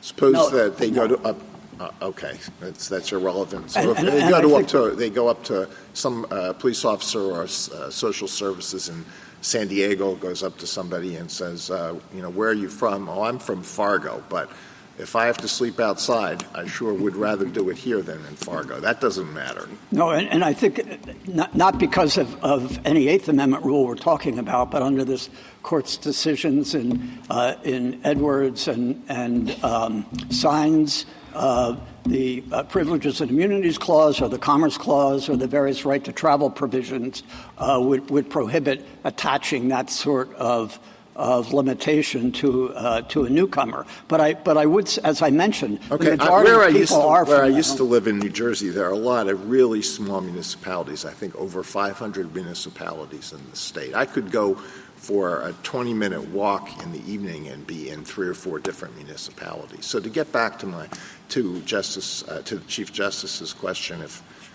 there aren't enough beds available in West Caldwell, does it matter? Is it West Caldwell's out of luck, even though there are a lot of beds available in Caldwell, which is a couple less than a mile away? Yeah, I think the way you're describing it, it might be fair to say that set of small and closely knit communities would be one community, and the person wouldn't basically be banished from where he lived or where he grew up by saying if there's a shelter in this other location, then you could be expected to go there. There's some tiny municipalities. What if a municipality doesn't have a park? So if somebody is going to sleep outside, the only place where that person can sleep is going to have to be on the street. Why? What does a time, place, or manner restriction work there? Certainly not on the street, and because of safety, traffic, et cetera. There are common sense accommodations, and I think even in the smallest town, there are probably locations where a person could sleep. All right, thank you. Justice Sotomayor? I don't want to be repetitive, but what are we vacating and remanding for? You individualize finding of what? Well, the way first of all, the class was defined simply on the basis of the aggregate numbers without an individualized determination as to whether, frankly, in our view, not a sufficient individualized determination as to the 2 named plaintiffs. And you identified several factors here. They both slept in their cars. Several of them were able, or both of them chose it sometimes to sleep at a Safeway parking lot or with a friend. The other slept at a truck stop out of town. It's not clear that neither of them ever actually camped in a park. In fact, the dissent below questioned whether one of those two people even had standing. So that there, even with respect to the named plaintiffs, there was not the sort of examination of their individual circumstances. So you're talking about standing. That we don't know standing, yes, and then there could be typicality or commonality problems there too if the two named plaintiffs slept in vehicles, which may present different problems than in the Well, we were told camp. that sleeping or camping is out of the case and the court said sleeping, yes, but sleeping in a vehicle counts as camping. Right. But it's not the sort of camping that we've been talking about to some extent, about sleeping on the ground with a blanket or a tent or something like that. And it's true, the question of tents are not in the case. And if the city wanted to allow tents, I suppose it could even require that they be taken down and put back up. There's a lot of flexibility that the city could have. Justice Kagan? Well, I did want to ask you just about that. I mean, let's say I'm with you, Mr. Needler, on the fact that you can't prohibit being homeless. And because you can't prohibit being homeless, you can't prohibit sleeping outside if you are a genuinely homeless person. And let's say I'm with you that the fact that this ordinance says, well, but we're prohibiting using a blanket, that can't be right. You're not just get hypothermia and the constitutional problem will go away. But it does seem as though there are line drawing issues as you go up, right? It's a very cold night and somebody wants to make a fire. It's raining and somebody wants to put up a tarp. The city has said you can sleep in particular areas, but it turns out that those areas have a ton of crime. You could go on. And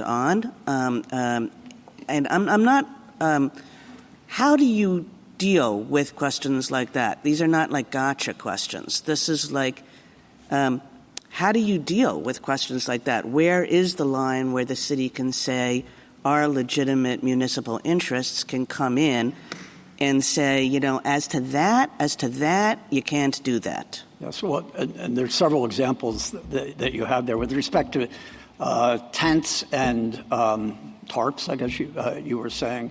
I think there's a difference between what you might need to realistically sleep outside, if it's raining, snowing, or something like that, and what you might prefer to have as a structure for a long-term camping. As I mentioned, the city might say you can put up a tent if it's very cold, but you got to take it down in the morning. That's like being in some shelters say you can stay here overnight, but you have to leave during the day and you can come back. I mean, that might seem gratuitous of the city to do it.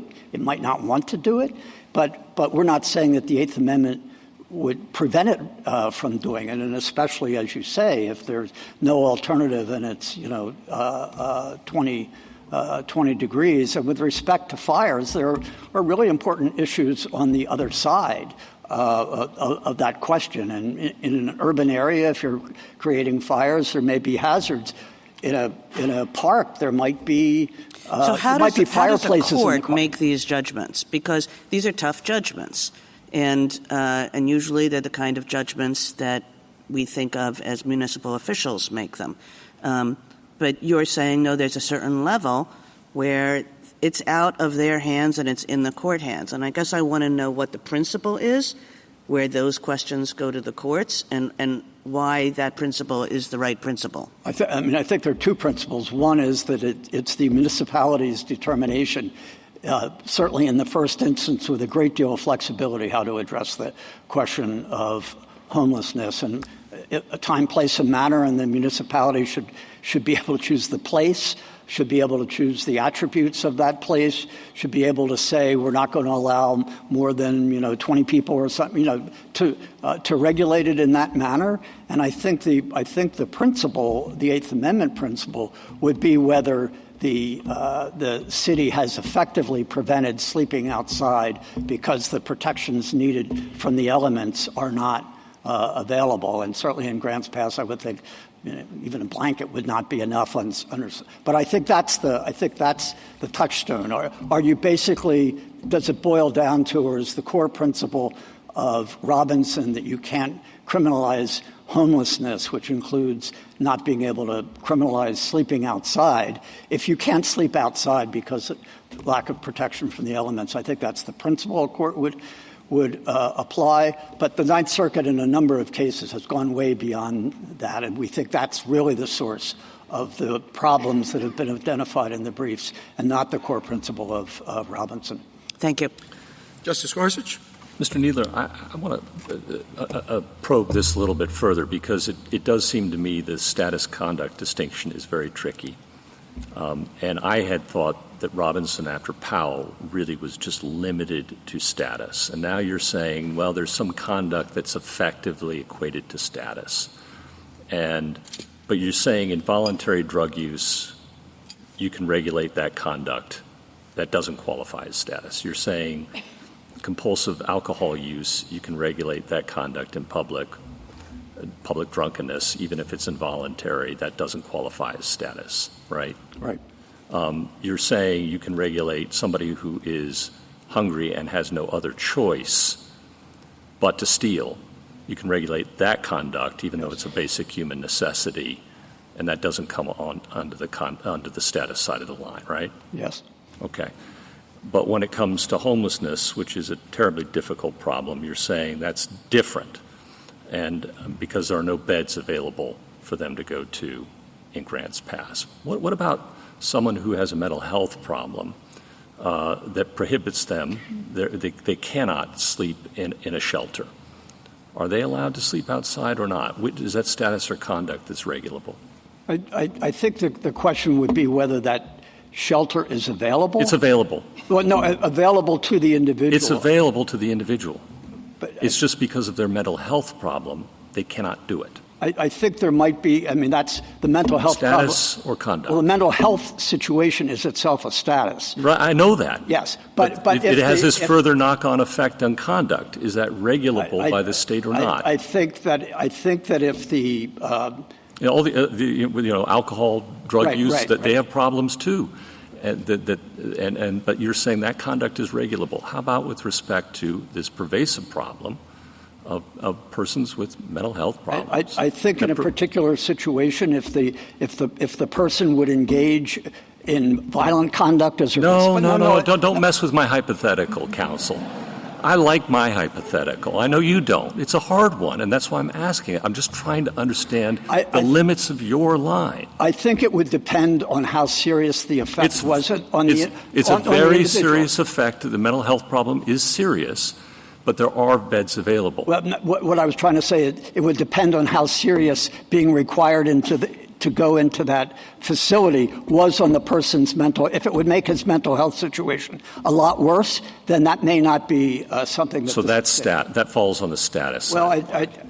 I guess you could put it that way, but I guess what I'm saying is that... That's what I don't know. I'm asking you. I really am just trying to figure out... You could view that as You're status... asking us to extend Robinson, and I'm asking how far. Well, what I was going to say, you could think of it as status, but I think another way to think about it, and this is our point about an individualized determination, is that place realistically available to that person? It is in the sense that the bed is available, but not because of their personal circumstances. Right, and that's my point. It's available in a physical sense. It may be available to somebody else, but requiring an individualized determination might include whether that person could cope in that setting. So that might be an Eighth Amendment violation. Because it may not, yes, because it's not available. It's an Eighth Amendment violation to require people to access available beds in the jurisdiction in which they live because of their mental health problems. If going there would... How about if they have a substance abuse problem and they can't use those substances in the shelter? Is that an Eighth Amendment problem? That is not sufficient. Why? They're addicted to drugs. They cannot use them in the shelter. That's one of the rules. Well, if it's the shelter's rule, then they have no they can't go there if they're addicted. That's not. So that's an Eighth Amendment. That's an Eighth Amendment violation. No, the Eighth Amendment violation is prohibiting sleeping outside because the only shelter that is available is not really available to that person. Won't take them. Yes, and that's an individualized determination. Same thing with the alcoholic. Yes. Okay, so the alcoholic has an Eighth Amendment right to sleep outside, even though there's a bed available. If the only shelter in town won't take him, then I think he's in the same condition. And there can be all sorts of reasons, and the city doesn't judges normally, across the country are now going to superintend this under the Eighth Amendment. I actually don't think that it requires again, I don't think we should let the Ninth Circuit decisions. No, you want to characterize. Okay, yeah, you don't like the class certification, but that question's not before us, counsel. No, but all we're talking about is the core principle of Robinson, which is you cannot punish someone for a status.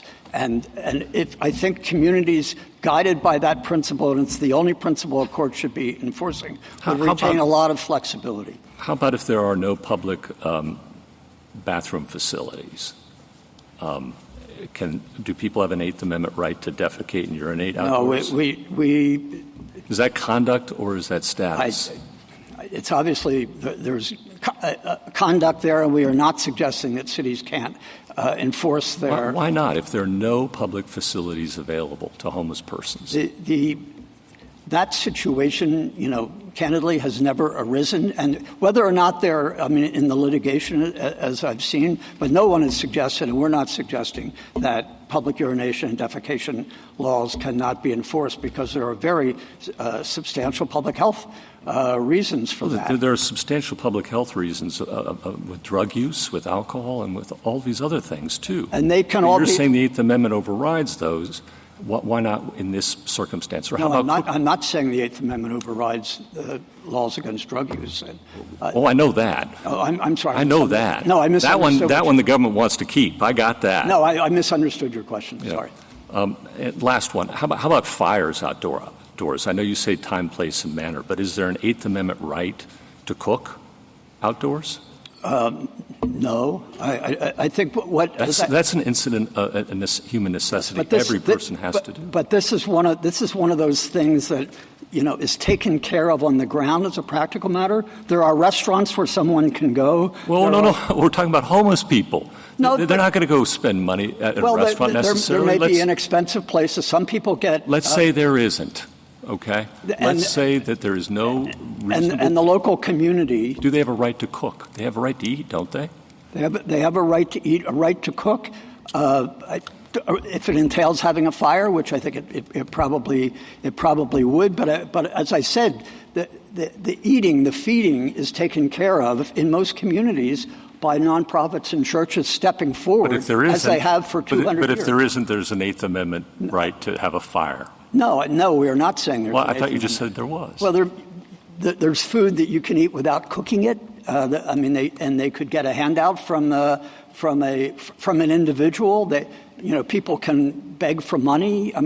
There are ways that this works out in practice. Last question. I'm totally sympathetic to the idea that there might be a necessity defense in these cases, and there's a footnote in your brief that indicates that in a lot of cases you could maybe bring advanced preliminary injunctive action, at least as individuals. And I don't even see why you couldn't do it on a class-wide basis. We haven't ruled out class. Well, I thought you did in that footnote. You said, the whole mistake here is that this was done on a class-wide basis. I think without sufficient inquiry into the individual circumstances is what, particularly with the two class representatives here. Thank you. Justice Kavanaugh?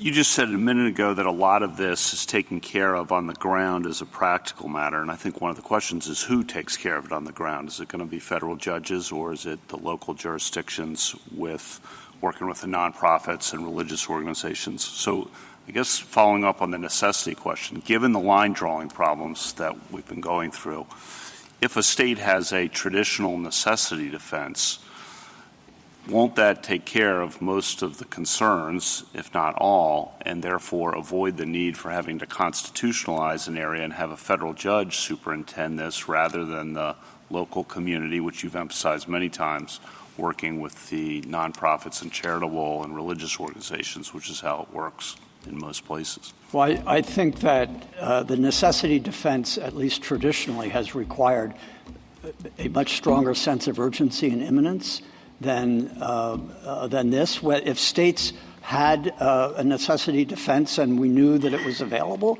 in all of these places, but even in Oregon, I think it's a case called Barrett, the court said it's theoretically possible, but there was a remand for factual issues. So we don't know at this point in time whether there is such a defense, and that's really not in the case here. This comes up on an Eighth Amendment challenge without reference to the necessity defense, and frankly without reference to the new Oregon statute, which seems highly instructive in terms of time, manner, and place that jurisdictions grants passed should examine. But I don't think we can. I don't think the court should put this core point about Robinson to one side because of the possibility that in Oregon and maybe no other place, I don't know about, California law of necessity, maybe it would be taken care of. I think at this point in time that is too usually we think about before constitutionalizing an area or extending a constitutional precedent, you might disagree with that characterization, but before doing that, we usually think about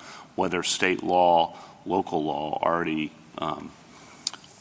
achieves those purposes so that the federal courts aren't micromanaging homeless policy, and it's on a daily basis when you work with the homeless. It's a daily issue. How many people are going to show up that day at the food bank? How many people are going to show up that day at the shelter? So it's not like this is a once-a-year thing.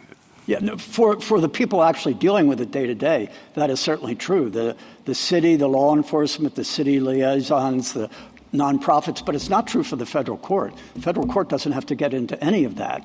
The only time the federal court would get into it is if the core principle of Robinson was being disregarded by criminalizing somebody for sleeping outside when they have no place to sleep inside. That's the core principle. That's the only thing a court should be enforcing, not whether people show up. And another thing I would say about the necessity defense, it may be that if the court issues an appropriate injunction in this case or another case limited to the core principle of Robinson, but it develops or the state law develops that there is a necessity defense, then I think that should be taken into account. And, I mean, that's in effect a time, manner, and place or similar to that. If state law comes along and establishes a realistic defense or a realistic approach to how people can remain in the community, then the courts obviously should defer to that. But we don't have that established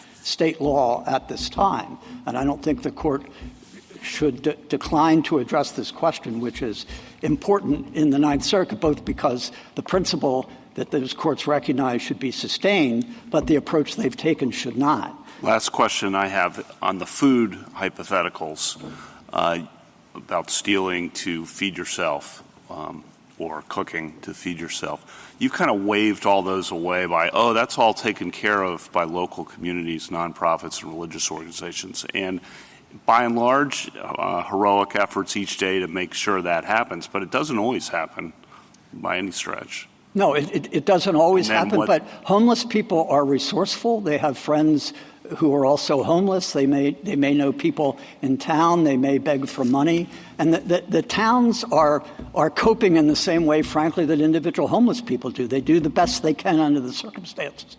But that if those circumstances fail and the nonprofits, et cetera, can't, the truck doesn't show up one night, that doesn't become an Eighth Amendment problem. And we're by no means suggesting that there should be a federal judiciary overlay on top of all that. The cities and the nonprofits should be left alone to do the work that they're doing unless the core principle of Robinson is not respected.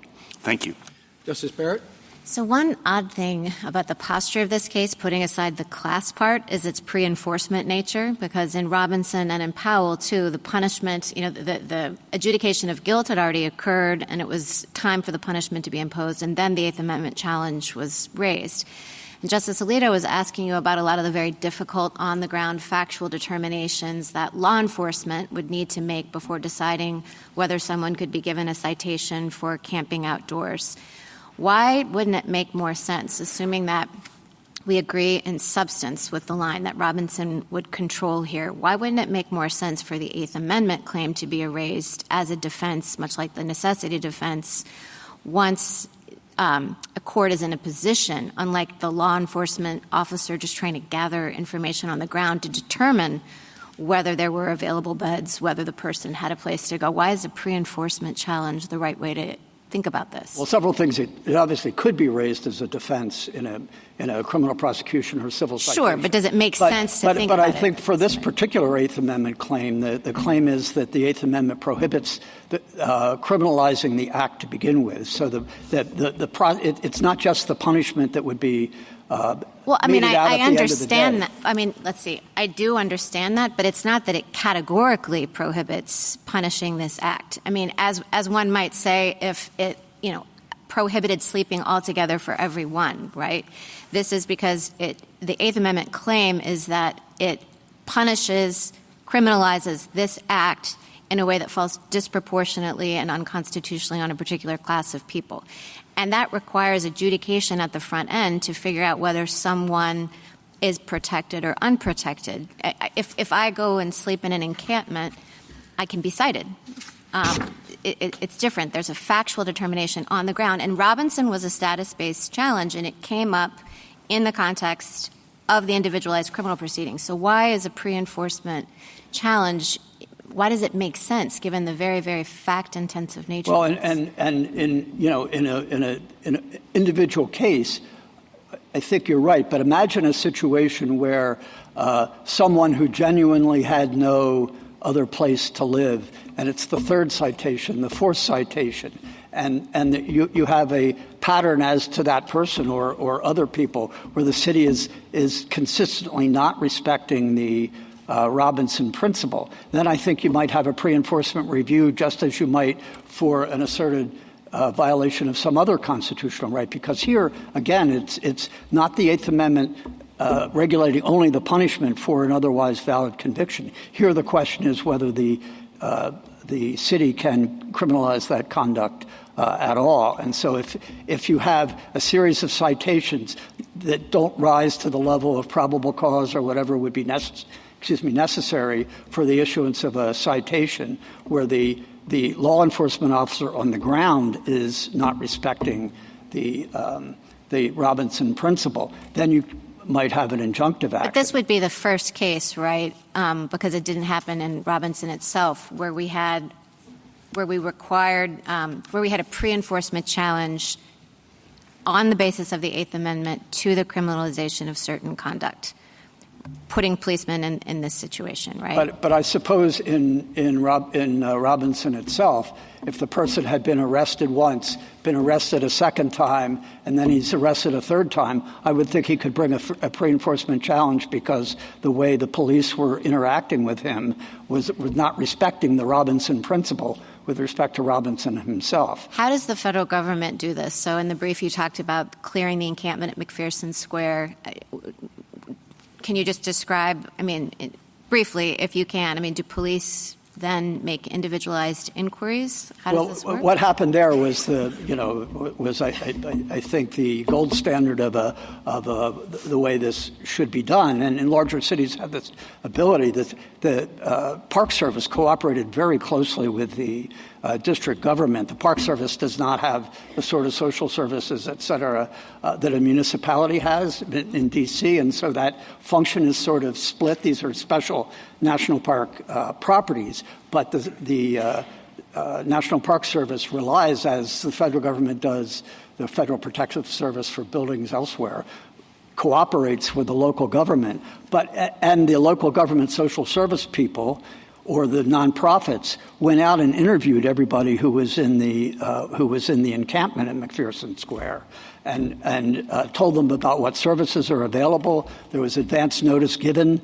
that the encampment is going to be cleared within, I think it was 30 days, and people were warned 30 days in advance. They were warned the night before, the day before, so they could collect their things. Some just moved somewhere else. Some did take the city up on the offer. Some went in to shelters. That's the way that shelters encampments are typically cleared. And particularly in cities where you've gotten a number of amicus briefs explaining the problem. That's what happens. It isn't the example we've been talking about where the law enforcement officer for the first time is encountering the person. Smaller cities don't have that capability, but Grants Pass does have these outreach workers, and that's who carries on the dialogue. And so that's the way it was cleared. Justice Jackson? And so given that experience and the fact that Martin has actually been the law since 2018, we don't really have to speculate as to how this works, right? I mean, this is the law right now in the Ninth Circuit. The Robinson principle. The Robinson principle as adopted in Martin. My understanding is, for example, California says that's the law, we comply with it, and there we are. Yeah, they are not asking for Robinson to be overruled. What they're objecting to is the injunctions that go well beyond that. Yes, I understand. I'm just sort of responding to some of the questions that you've gotten as to sort of how does this rule work? Can it work? That sort of suggests that it's not already happening on the ground in these places, that the shelters and the workers are aware of what is available, that people are being advised, that, the principle of Martin, at least in the Ninth Circuit, is we hold that so long as there's a greater number of homeless individuals in a jurisdiction than the number of available beds, the jurisdiction cannot prosecute homeless individuals for sitting, lying, sleeping. This is not a new rule. That's what the law is right now in that situation, right? Yeah, that's what I don't want to say that the clearance procedures work perfectly in every case or that they're available in every case. No, I just want to say we don't have to speculate about how the rule works. It's not a new thing that is being asked for today. How it's supposed to work. All I'm saying Yes. is that there may be imperfections. All right, let me ask you about whether or not you are asking for an extension of Robinson. That's come up a couple times, and I don't see it as an extension or whether that's being asked for. So can you explain whether there's some sort of extension of Robinson happening today? No, I don't think so at all, because as I said, the sleeping outside is an essential human function, and if you say someone can't sleep outside, that's sort of or has no place to sleep inside. That's the definition, really, of homelessness. So you're not suggesting that people should be excused from engaging in otherwise criminal conduct. So we've heard this example about people stealing in order to eat. I mean, that would be a situation in which someone is actively participating in what would be otherwise criminal behavior if anybody did it. Yes. And the idea, I guess, is that, well, maybe these people need to do it, and so that might be some sort of excuse. That's not what's happening in the facts here, correct? No, that's correct. And one thing that I think is important to keep in mind in this is if Grants Pass can do this, so could every other city. So could a state do it statewide. And eventually a homeless person would have no place to be. So this is more like the sort of initial hypo of criminalizing eating outside, not that you'd be doing something that was otherwise criminally culpable. Yeah, yes. I mean, I suppose there could be ordinances that the city would have about where you can, you can't eat it, can't consume. That's time, place, and manner. Final question with respect to, you mentioned states doing this. Why isn't the federal government arguing that this case is moot in light of 195-530? This is the Oregon recently passed statute that I mentioned earlier. Why doesn't the government read that law as I do to prevent Grants Pass from enforcing its ordinances to block sleeping outdoors at all places and all times? Yeah, no, I certainly agree that there appears to be a pretty stark inconsistency between that state law and the ordinance. It hasn't been applied. It has to be objectively reasonable. So with the federal this government, isn't time, place, and manner at all. Right. So what would your position be if the court decided that as a matter of constitutional avoidance or whatever else that we don't need to hear this or reach this decision in this case given this new state ordinance? That would be one possibility. It wouldn't answer the core Robinson principle point and the limitations on that point that has triggered the amicus briefs. Right, but our typical rule is Yes. that if there's some other way, we don't necessarily comment on constitutional issues, correct? Right. And yes, and that would be one course to see what time, place, and matter meant under state law, and how the Eighth Amendment could accommodate that or take it into Thank account. you. Thank you, counsel. Ms. Corcoran? Mr. Chief Justice, and may it please the Court, Robinson v. California holds that status-based punishment schemes are categorically cruel and unusual under the Eighth Amendment. The challenged ordinances inflict status-based punishment in both effect and purpose. Although the city describes its ordinances as punishing camping on public property, it defines campsite as any place a homeless person is while covered with a blanket. The city interprets and applies the ordinances to permit non-homeless people to rest on blankets in public parks, while a homeless person who does the same thing breaks the law. The ordinances, by design, make it physically impossible for homeless people to live in Grants Pass without facing endless fines and jail time. The only question under Robinson is whether there's any meaningful difference between a law that says being homeless is punishable and a law that says being homeless while breathing or sleeping or blinking is punishable. In other words, does adding a universal human attribute to the definition of the offense make the punishment conduct-based instead of status-based? The answer is no. The purpose and effect of the second statute is exactly the same as the first, to make people with the status endlessly and unavoidably punishable if they don't leave Grants Pass. Indeed, all the ordinances do is turn the city's homelessness problem into someone else's problem by forcing its homeless residents into other jurisdictions. The injunction below leaves the city with an abundance of tools to address homelessness. It can impose time, place, manner restrictions on when and where homeless people sleep. It can ban tents and clear encampments. It can enforce a sleeping ban against homeless people who decline shelter. And it can fully enforce its laws prohibiting littering, public urination and defecation, drug use, and violent or harassing behavior.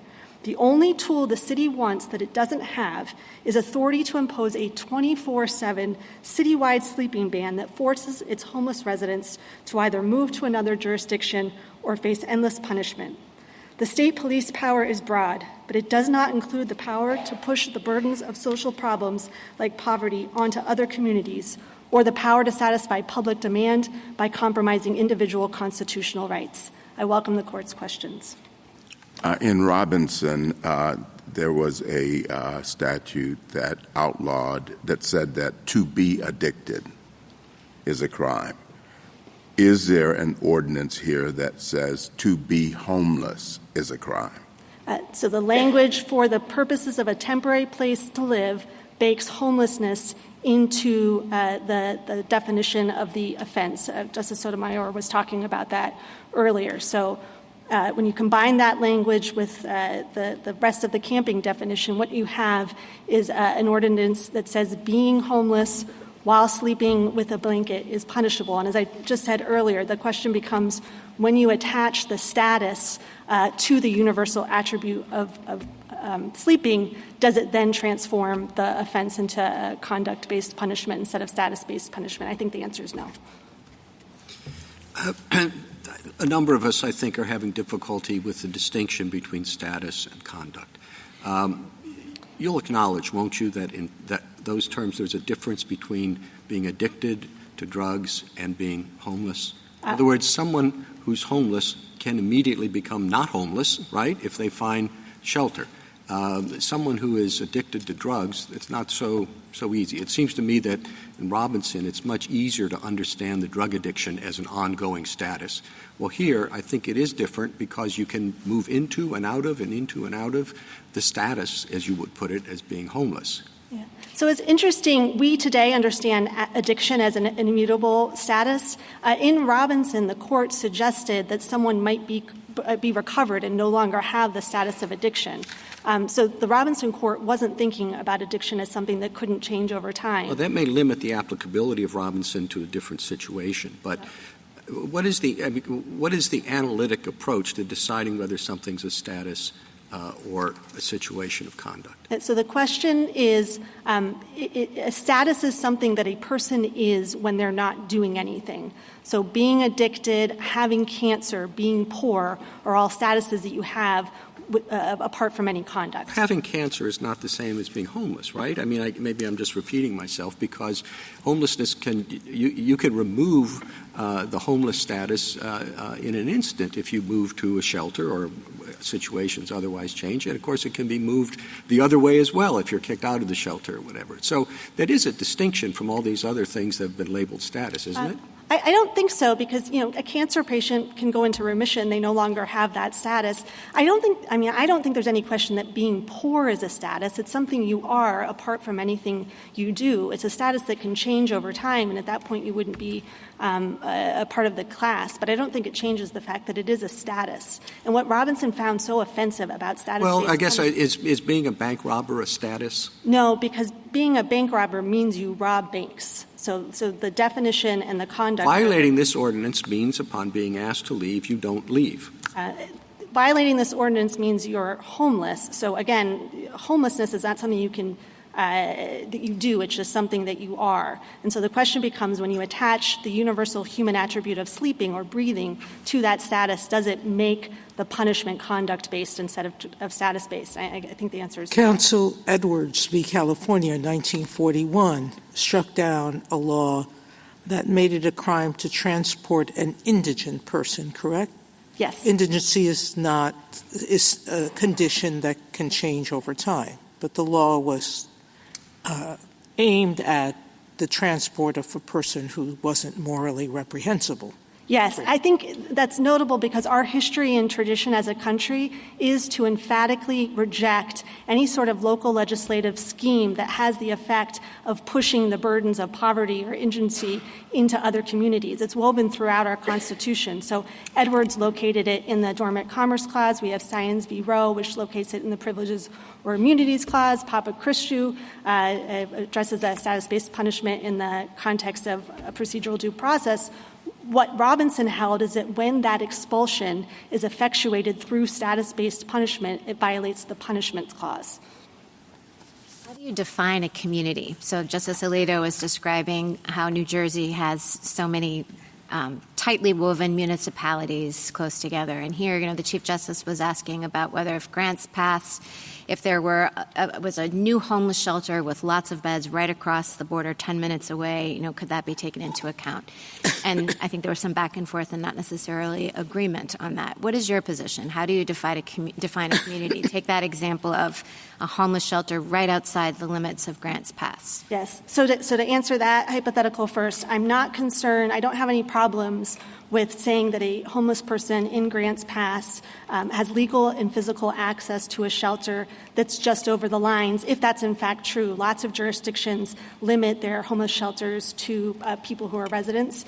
So, and just to be clear, there was no suggestion in the record here that there were any shelters available outside of Grants Pass. Understood.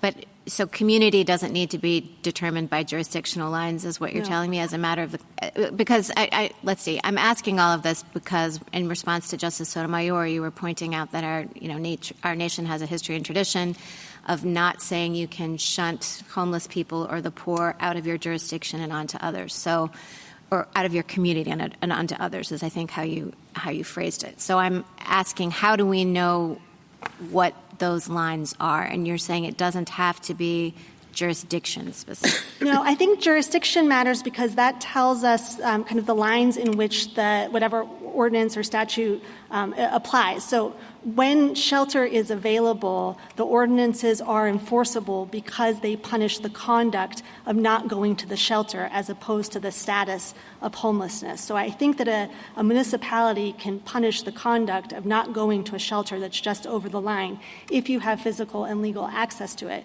Now, for the reasons you say, and this dates back to our settlement system at the founding era, a lot of municipalities do not allow people from outside of the jurisdiction to use their shelters. And so under those circumstances, the shelter wouldn't be legally available. Is that cruel and unusual punishment for them to turn away someone who wants to use their shelter? No, that wouldn't be punishment. Punishment is the infliction of suffering for a crime. Counsel, Well, then why is the Eighth Amendment implicated in this case?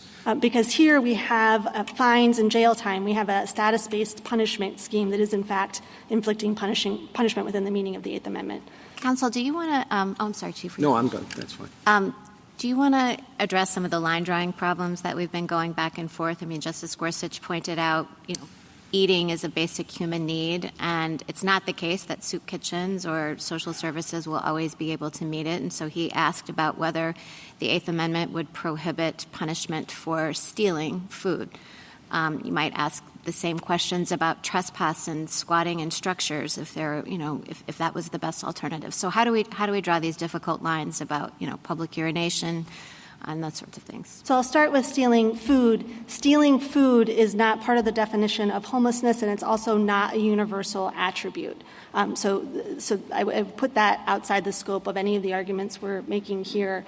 With respect to public urination and defecation, if you had I don't think this would ever exist, but if you had a law that said homeless people cannot urinate or defecate anywhere within city limits, I think then it starts to look like this case. But if you're saying that people can't urinate or defecate on public property, it's hard to imagine a situation where to go. So a homeless person, there's no facilities available, and a homeless person has no place else to go. You might have there are commercial establishments. I don't know that anyone's pointed to a jurisdiction where you truly don't have access. But if we what's the constitutional principle? Right. Take my hypothetical. Say there's not commercial establishments, don't want non-patrons coming in to use the facilities. There are no public facilities, and it's a generally applicable rule that says no public urination. So I think one distinction between urination and defecation and sleeping is that sleeping outside is part of the definition of homelessness, right? Homelessness is lacking a fixed, regular nighttime address. So the sleeping prohibition goes more directly to the status of homelessness than urination or defecation. So it would not violate the Eighth Amendment to punish public urination and defecation. You might come up with some different theory, but it's not the theory that we're not the theory that you're. Yes. What do you think, Ms. Corcoran, of this idea that Oregon's necessity defense essentially functions as an Eighth Amendment in this context, so we don't have to constitutionalize the kinds of limits that you're talking about? Yeah, I would say it's not at all clear that that's true. As Mr. Needler pointed out, there is a necessity defense in Oregon law, but so far the Oregon courts have not applied it to this circumstance. It also wouldn't necessarily be available for the fines, the citations we have here. But I think that this question about the availability of the necessity defense really goes to the injunctive posture of the case. It's not going to come up if you're in if you're presenting the Eighth Amendment as an affirmative defense at the same time as a necessity defense in a criminal prosecution, right? It kind of moots out the Eighth Amendment claim. But going to Justice Barrett's questions about injunctive relief, the question you're asking is, does the plaintiff have a credible threat of future punishment? I'd say first that the injunctive relief is not before the court. The city has not challenged the propriety of the injunction here, so I think it's a question for another day. The courts here did find that the plaintiffs had shown a credible threat of future punishment, and so I think that resolves the issue for this Counsel, case. Along those lines, we haven't mentioned it yet, but in the briefing there's a lot of discussion about the fact that Robinson's Eighth Amendment holding with respect to status came without any adversarial testing. It wasn't what was argued by the parties.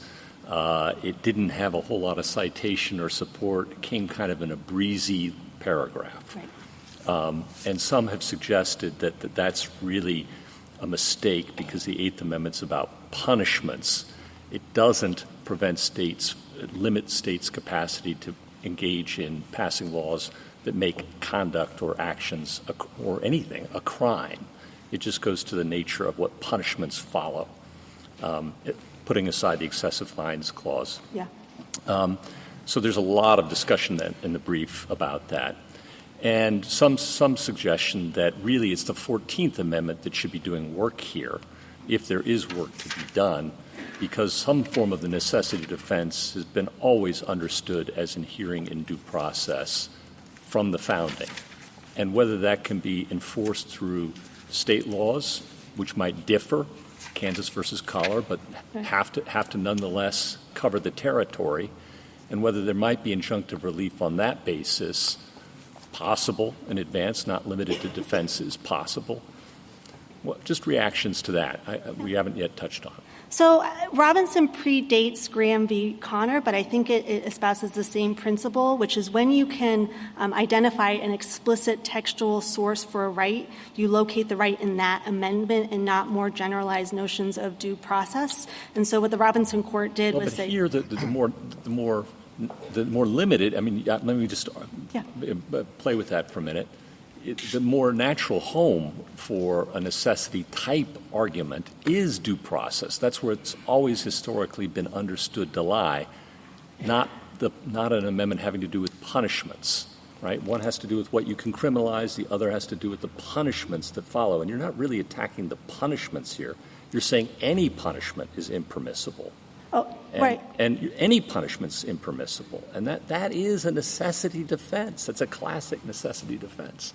So I think that it's right that Robinson describes what it was doing as saying that the Eighth Amendment prohibited the criminalization. You see that language in, I think, Weems and Wilkinson v. Utah. I agree it seems like a bit of a strange fit. If that's the case, if that's the case, let me just, wouldn't that get rid of this awful status conduct distinction that we're struggling with here today? Because if it's a necessity, it doesn't matter why it's a necessity. Every person can make their own argument about why it was necessary, and then the courts will decide. We don't get into the status conduct stuff that Robinson seems to invite. Well, but here we don't have necessarily a necessity defense, so that wouldn't be very satisfying. You don't think your clients have a good necessity defense? The Oregon courts so far have not applied. I didn't ask whether the courts have applied it. You haven't asked them to apply it. They've had a couple of cases like this. Have they? Mr. Neither referred to the Bartlett case. And how are they going? So far, they have not applied the necessity defense. They left open the possibility that it might apply, but they haven't applied it Why not? yet. They didn't find that it was necessary under those circumstances. And again— Did they rule out that it might be necessary under some circumstances? They left open that possibility. But I'd also say the civil citation, I don't want to say civil, it's a little murky, but the fines here are not subject, I don't think, or it's not clear, to the necessity defense. So it wouldn't take care of the entirety. You've got excessive fines clause there, though, right? Yes. And that's not before us either.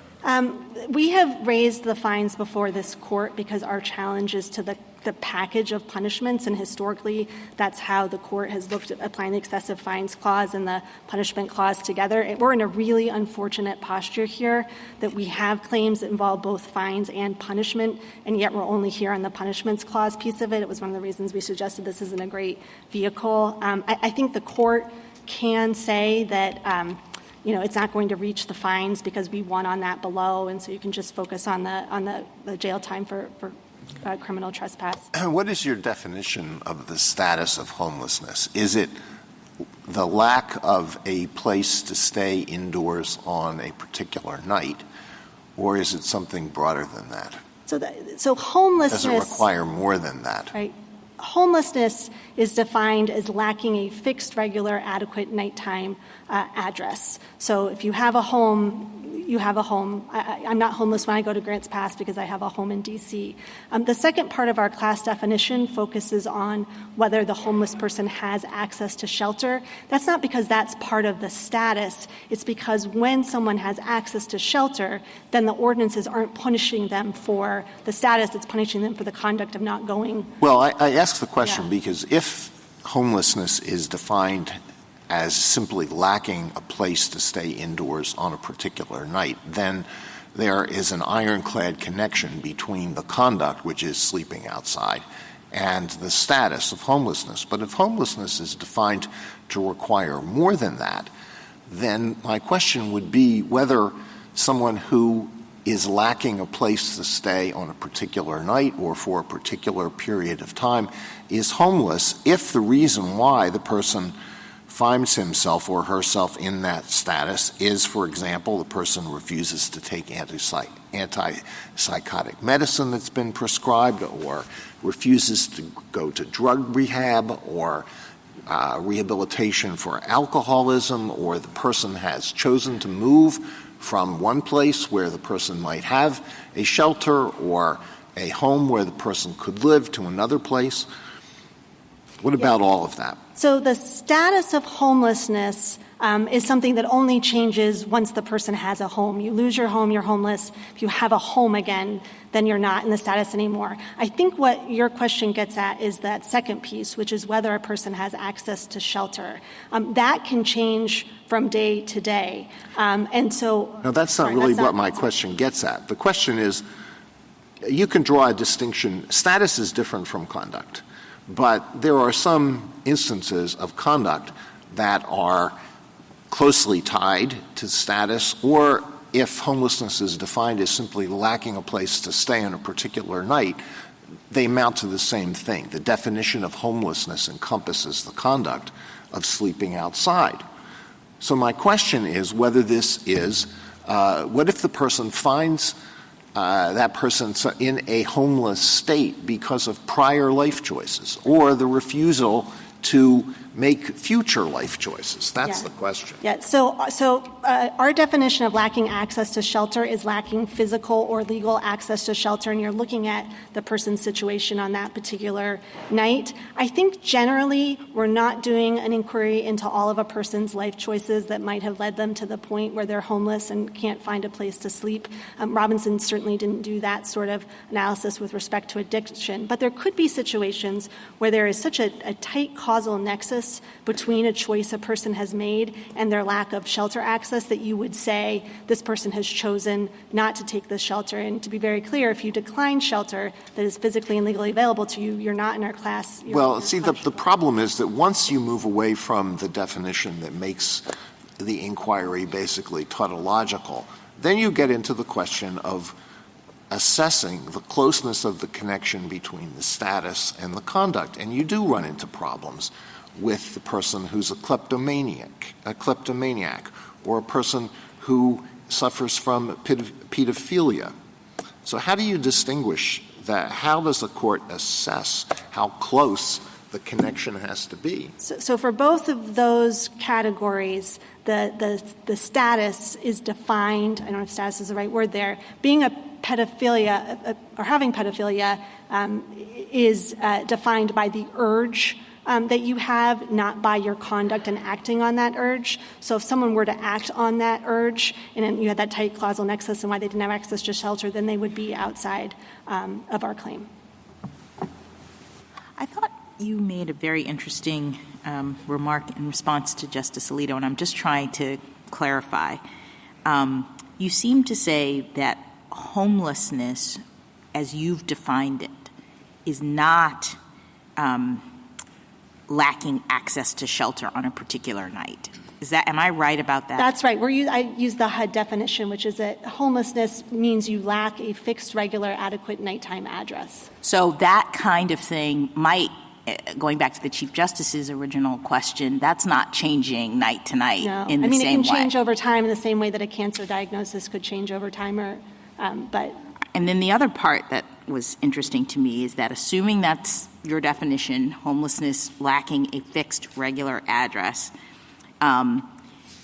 when someone does have access to a shelter, even though they lack a fixed, regular address, the ordinance in that situation, I thought you said, is operating to punish the act of not going to the shelter. Yes. As opposed to punishing the status of being homeless. Yes, that's the exact reason that reasonable time, place, manner restrictions aren't a problem. Because if you have time, place, and manner restrictions, what you're doing is punishing the conduct of not going to sleep where you're allowed to go. That rationale doesn't work when someone has nowhere to go. And can you speak to whether or not we should really be even getting into this in light of the new Oregon law? So we didn't argue mootness. We made this point in our brief in opposition. We didn't say mootness just because we don't have an injunction under the Oregon law yet, and it's not self-executing. I don't think there is any question that the ordinances fall under the Oregon law. I mean, it was intended to codify Martin. It requires that any sort of restrictions on sleeping or resting outside are reasonable with respect to homeless individuals.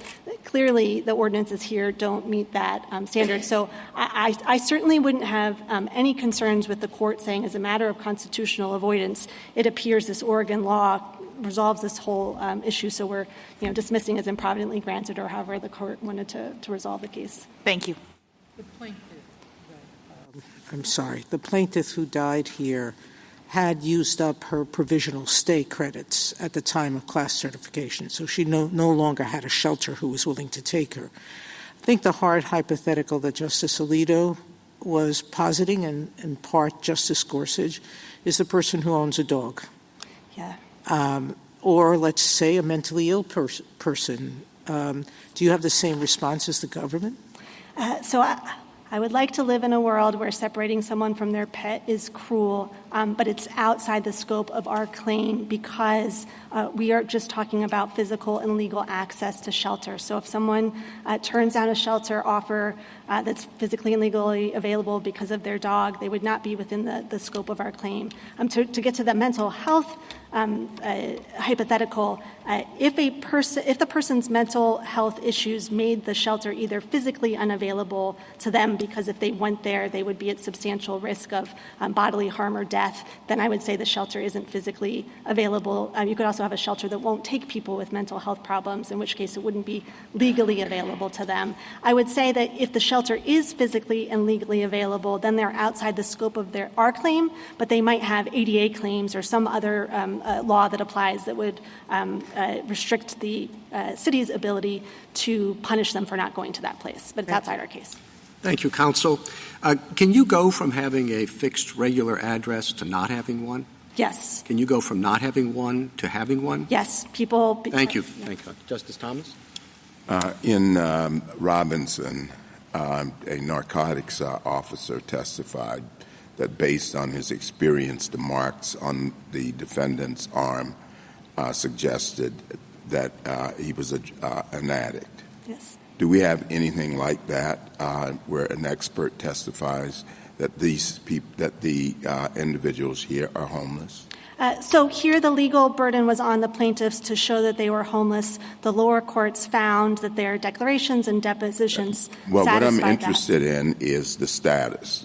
You say that this is the equivalent of Robinson, and I'm trying to determine where the status of homelessness was determined and how it plays a role in this case. So it was determined based on the declarations and depositions of the putative class members and named plaintiffs. It also, we've talked a little bit about the ratio between beds to population. The Ninth Circuit ended up rejecting that as a hard and fast rule, but the lack of shelter beds in Grants Pass provides credibility to the putative class members' declarations when they say they have nowhere to go. I'd also say I don't understand the city to have ever contested that the named plaintiffs are homeless. What they contested is whether they had access. I think what's confusing me is that when I read the ordinance is an anti-camping ordinance. Would this happen? Would a backpacker who happens to be in the area for a few days be allowed to camp on public property? I think theoretically, no, but I would say that the city has never, it was not able to identify any circumstance in which it had applied. Well, I understand that, but it would apply to a backpacker.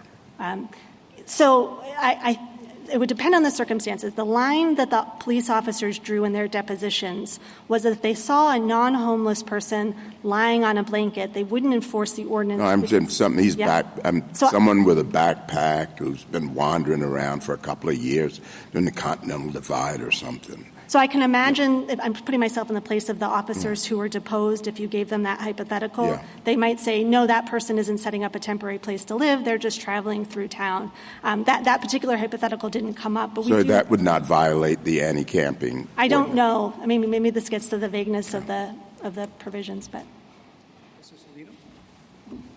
Justice Sotomayor, Justice Kagan, Justice Kavanaugh.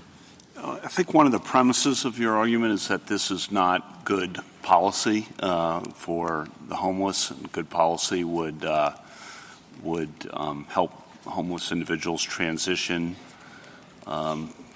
get mental health treatment, get substance abuse treatment, job assistance, and that this doesn't fulfill those objectives. And maybe you're not saying that, but I'm curious whether you think this is good policy in terms of incentivizing or bad. You must think it's bad, and I'm curious why. Yeah, I don't think we've made that argument. It's certainly a theme across the amici briefs. I would just on the incentivizing, I think is a non sequitur because the only question here is whether it violates the Eighth Amendment to enforce the ordinances when someone has no access to shelter, when they're turning down the services. So that's the circumstance we're looking at. I think what Your Honor's question gets at is our discussion of no penological purpose. This Court has recognized that when a punishment scheme has no penological purpose, it inflicts gratuitous suffering, and that is cruel and unusual punishment. And I will say at this point, the city has not ever identified any penological purpose for punishing homeless people who do not have access to shelter. If you ask that question, every time they pivot to encampments and fires and sanitation problems, which are all non sequiturs, as I've said a number of times, this case is only about sleeping outside when there's no shelter available. And so I think that lack of penological purpose is significant. Well, we've heard a lot about how it's more difficult to have an effective homeless policy given the rule that's been in effect in the Ninth Circuit over the last several years. I think that's flatly wrong. I mean, I'll go back to my opening. I gave the whole list of the things that the city is allowed to do under the ordinance and under our claim. The only thing that they cannot do is impose a 24/7 sleeping ban that makes it impossible for homeless people to stay in the jurisdiction. I'd also note, they have a lot of amicus briefs on their side from local governments. Almost the entirety of what those amicus briefs are complaining about isn't at issue in this case. So when you have injunctions against encampments, that's under the Fourth Amendment. We don't have a Fourth Amendment claim. A lot of the injunctions are under the 14th Amendment, including the San Rafael one that the city identifies in its reply brief. I think it's remarkable that when the city was trying to identify the best example it could come up with for its reply brief, it chose one involving a different constitutional claim. Thank you. Justice Barrett? No. Justice Jackson? Can a person go from being addicted to drugs to not being addicted to drugs? So I think under as we think about it in terms of modern medicine, the answer is no. But the Robinson court certainly thought that was the case, right? 60 years ago, we didn't have the same understanding of addiction. So your view of Robinson is that it doesn't really matter the permanency of the condition. It's still a status. Right. The Robinson court did not think that the permanency mattered because it thought that addiction was a status that could change. Thank you. Thank you, counsel. Rebuttal?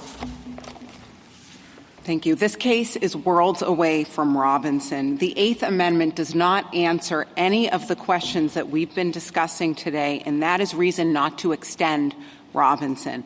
All of these questions are unanswerable. First, I'd like to start with the United States' position. That would also bring chaos. It would be a disaster if Martin were to remain on the books in any form. It does not make a difference if the inquiry is pre-enforcement or post-enforcement. All the same questions come up about whether the person's conduct is involuntary, what their choices are, how they are there, whether the shelter that's available is adequate, where it is, what rules it has, all of that. And I'd like to clarify how all of this works in practice, because it would be impossible for people on the ground to understand and predict what a court would say about the shelters that are available and the alternatives that are available and the choices that were made and the difficulty of all that. So here, how it works is under the grants pass policy. I'll direct the court to page 155 of the joint appendix. There it says officers are required to give a 24-hour notice before issuing a citation. So I want to just focus on that for a moment. How will the officer know when she or he comes back whether the individual has another place to go? There's no way to know the answer to that. So they would have to take their word for it, perhaps. So it would lead to all of those same problems. And it is hyperbole. The other side talks about banishment and all of that. The respondents have remained in Grants Pass for years. There's nothing like that going on here. They talk about an isolated statement from a community meeting. That was a 3-hour meeting. There are 20 pages of minutes. It's one sentence. What that full context shows is a wide-ranging discussion about all of these difficult policy problems and how the city was trying to incentivize people to accept shelter and dealing with a small group that was causing serious problems and crime in the city. And they're trying to balance those who wouldn't take the help with the city's needs to keep their public spaces open. When the Ninth Circuit constitutionalized this area, it left cities with really no choice. Either keep building enough shelter that may or may not be adequate or suitable to someone's preferences, or be forced to give up all of your public spaces. That is what's happened. We've seen a suspension of enforcement of these basic laws that are so important. The line drawing problems are never ending. That is exactly why Powell, Justice Gorsuch, to your point about Powell and the plurality there, said that if we embark on this journey and we start constitutionalizing laws that address conduct, the line drawing problems will be endless. And so that is a reason not to extend Robinson here. So I just want to make, again, our basic Eighth Amendment point here, which is that these are low-level fines and very short jail terms for repeat offenders that are in effect in many other jurisdictions. This is not unusual in any way. It is certainly not cruel. And we can just point to our appendix in our reply that goes through jurisdictions from West Hollywood, California, to Watertown, Massachusetts, that have the same type of policies. So the policy questions in this case are very difficult, and I think that's what has come across today. The Eighth Amendment question, though, is not.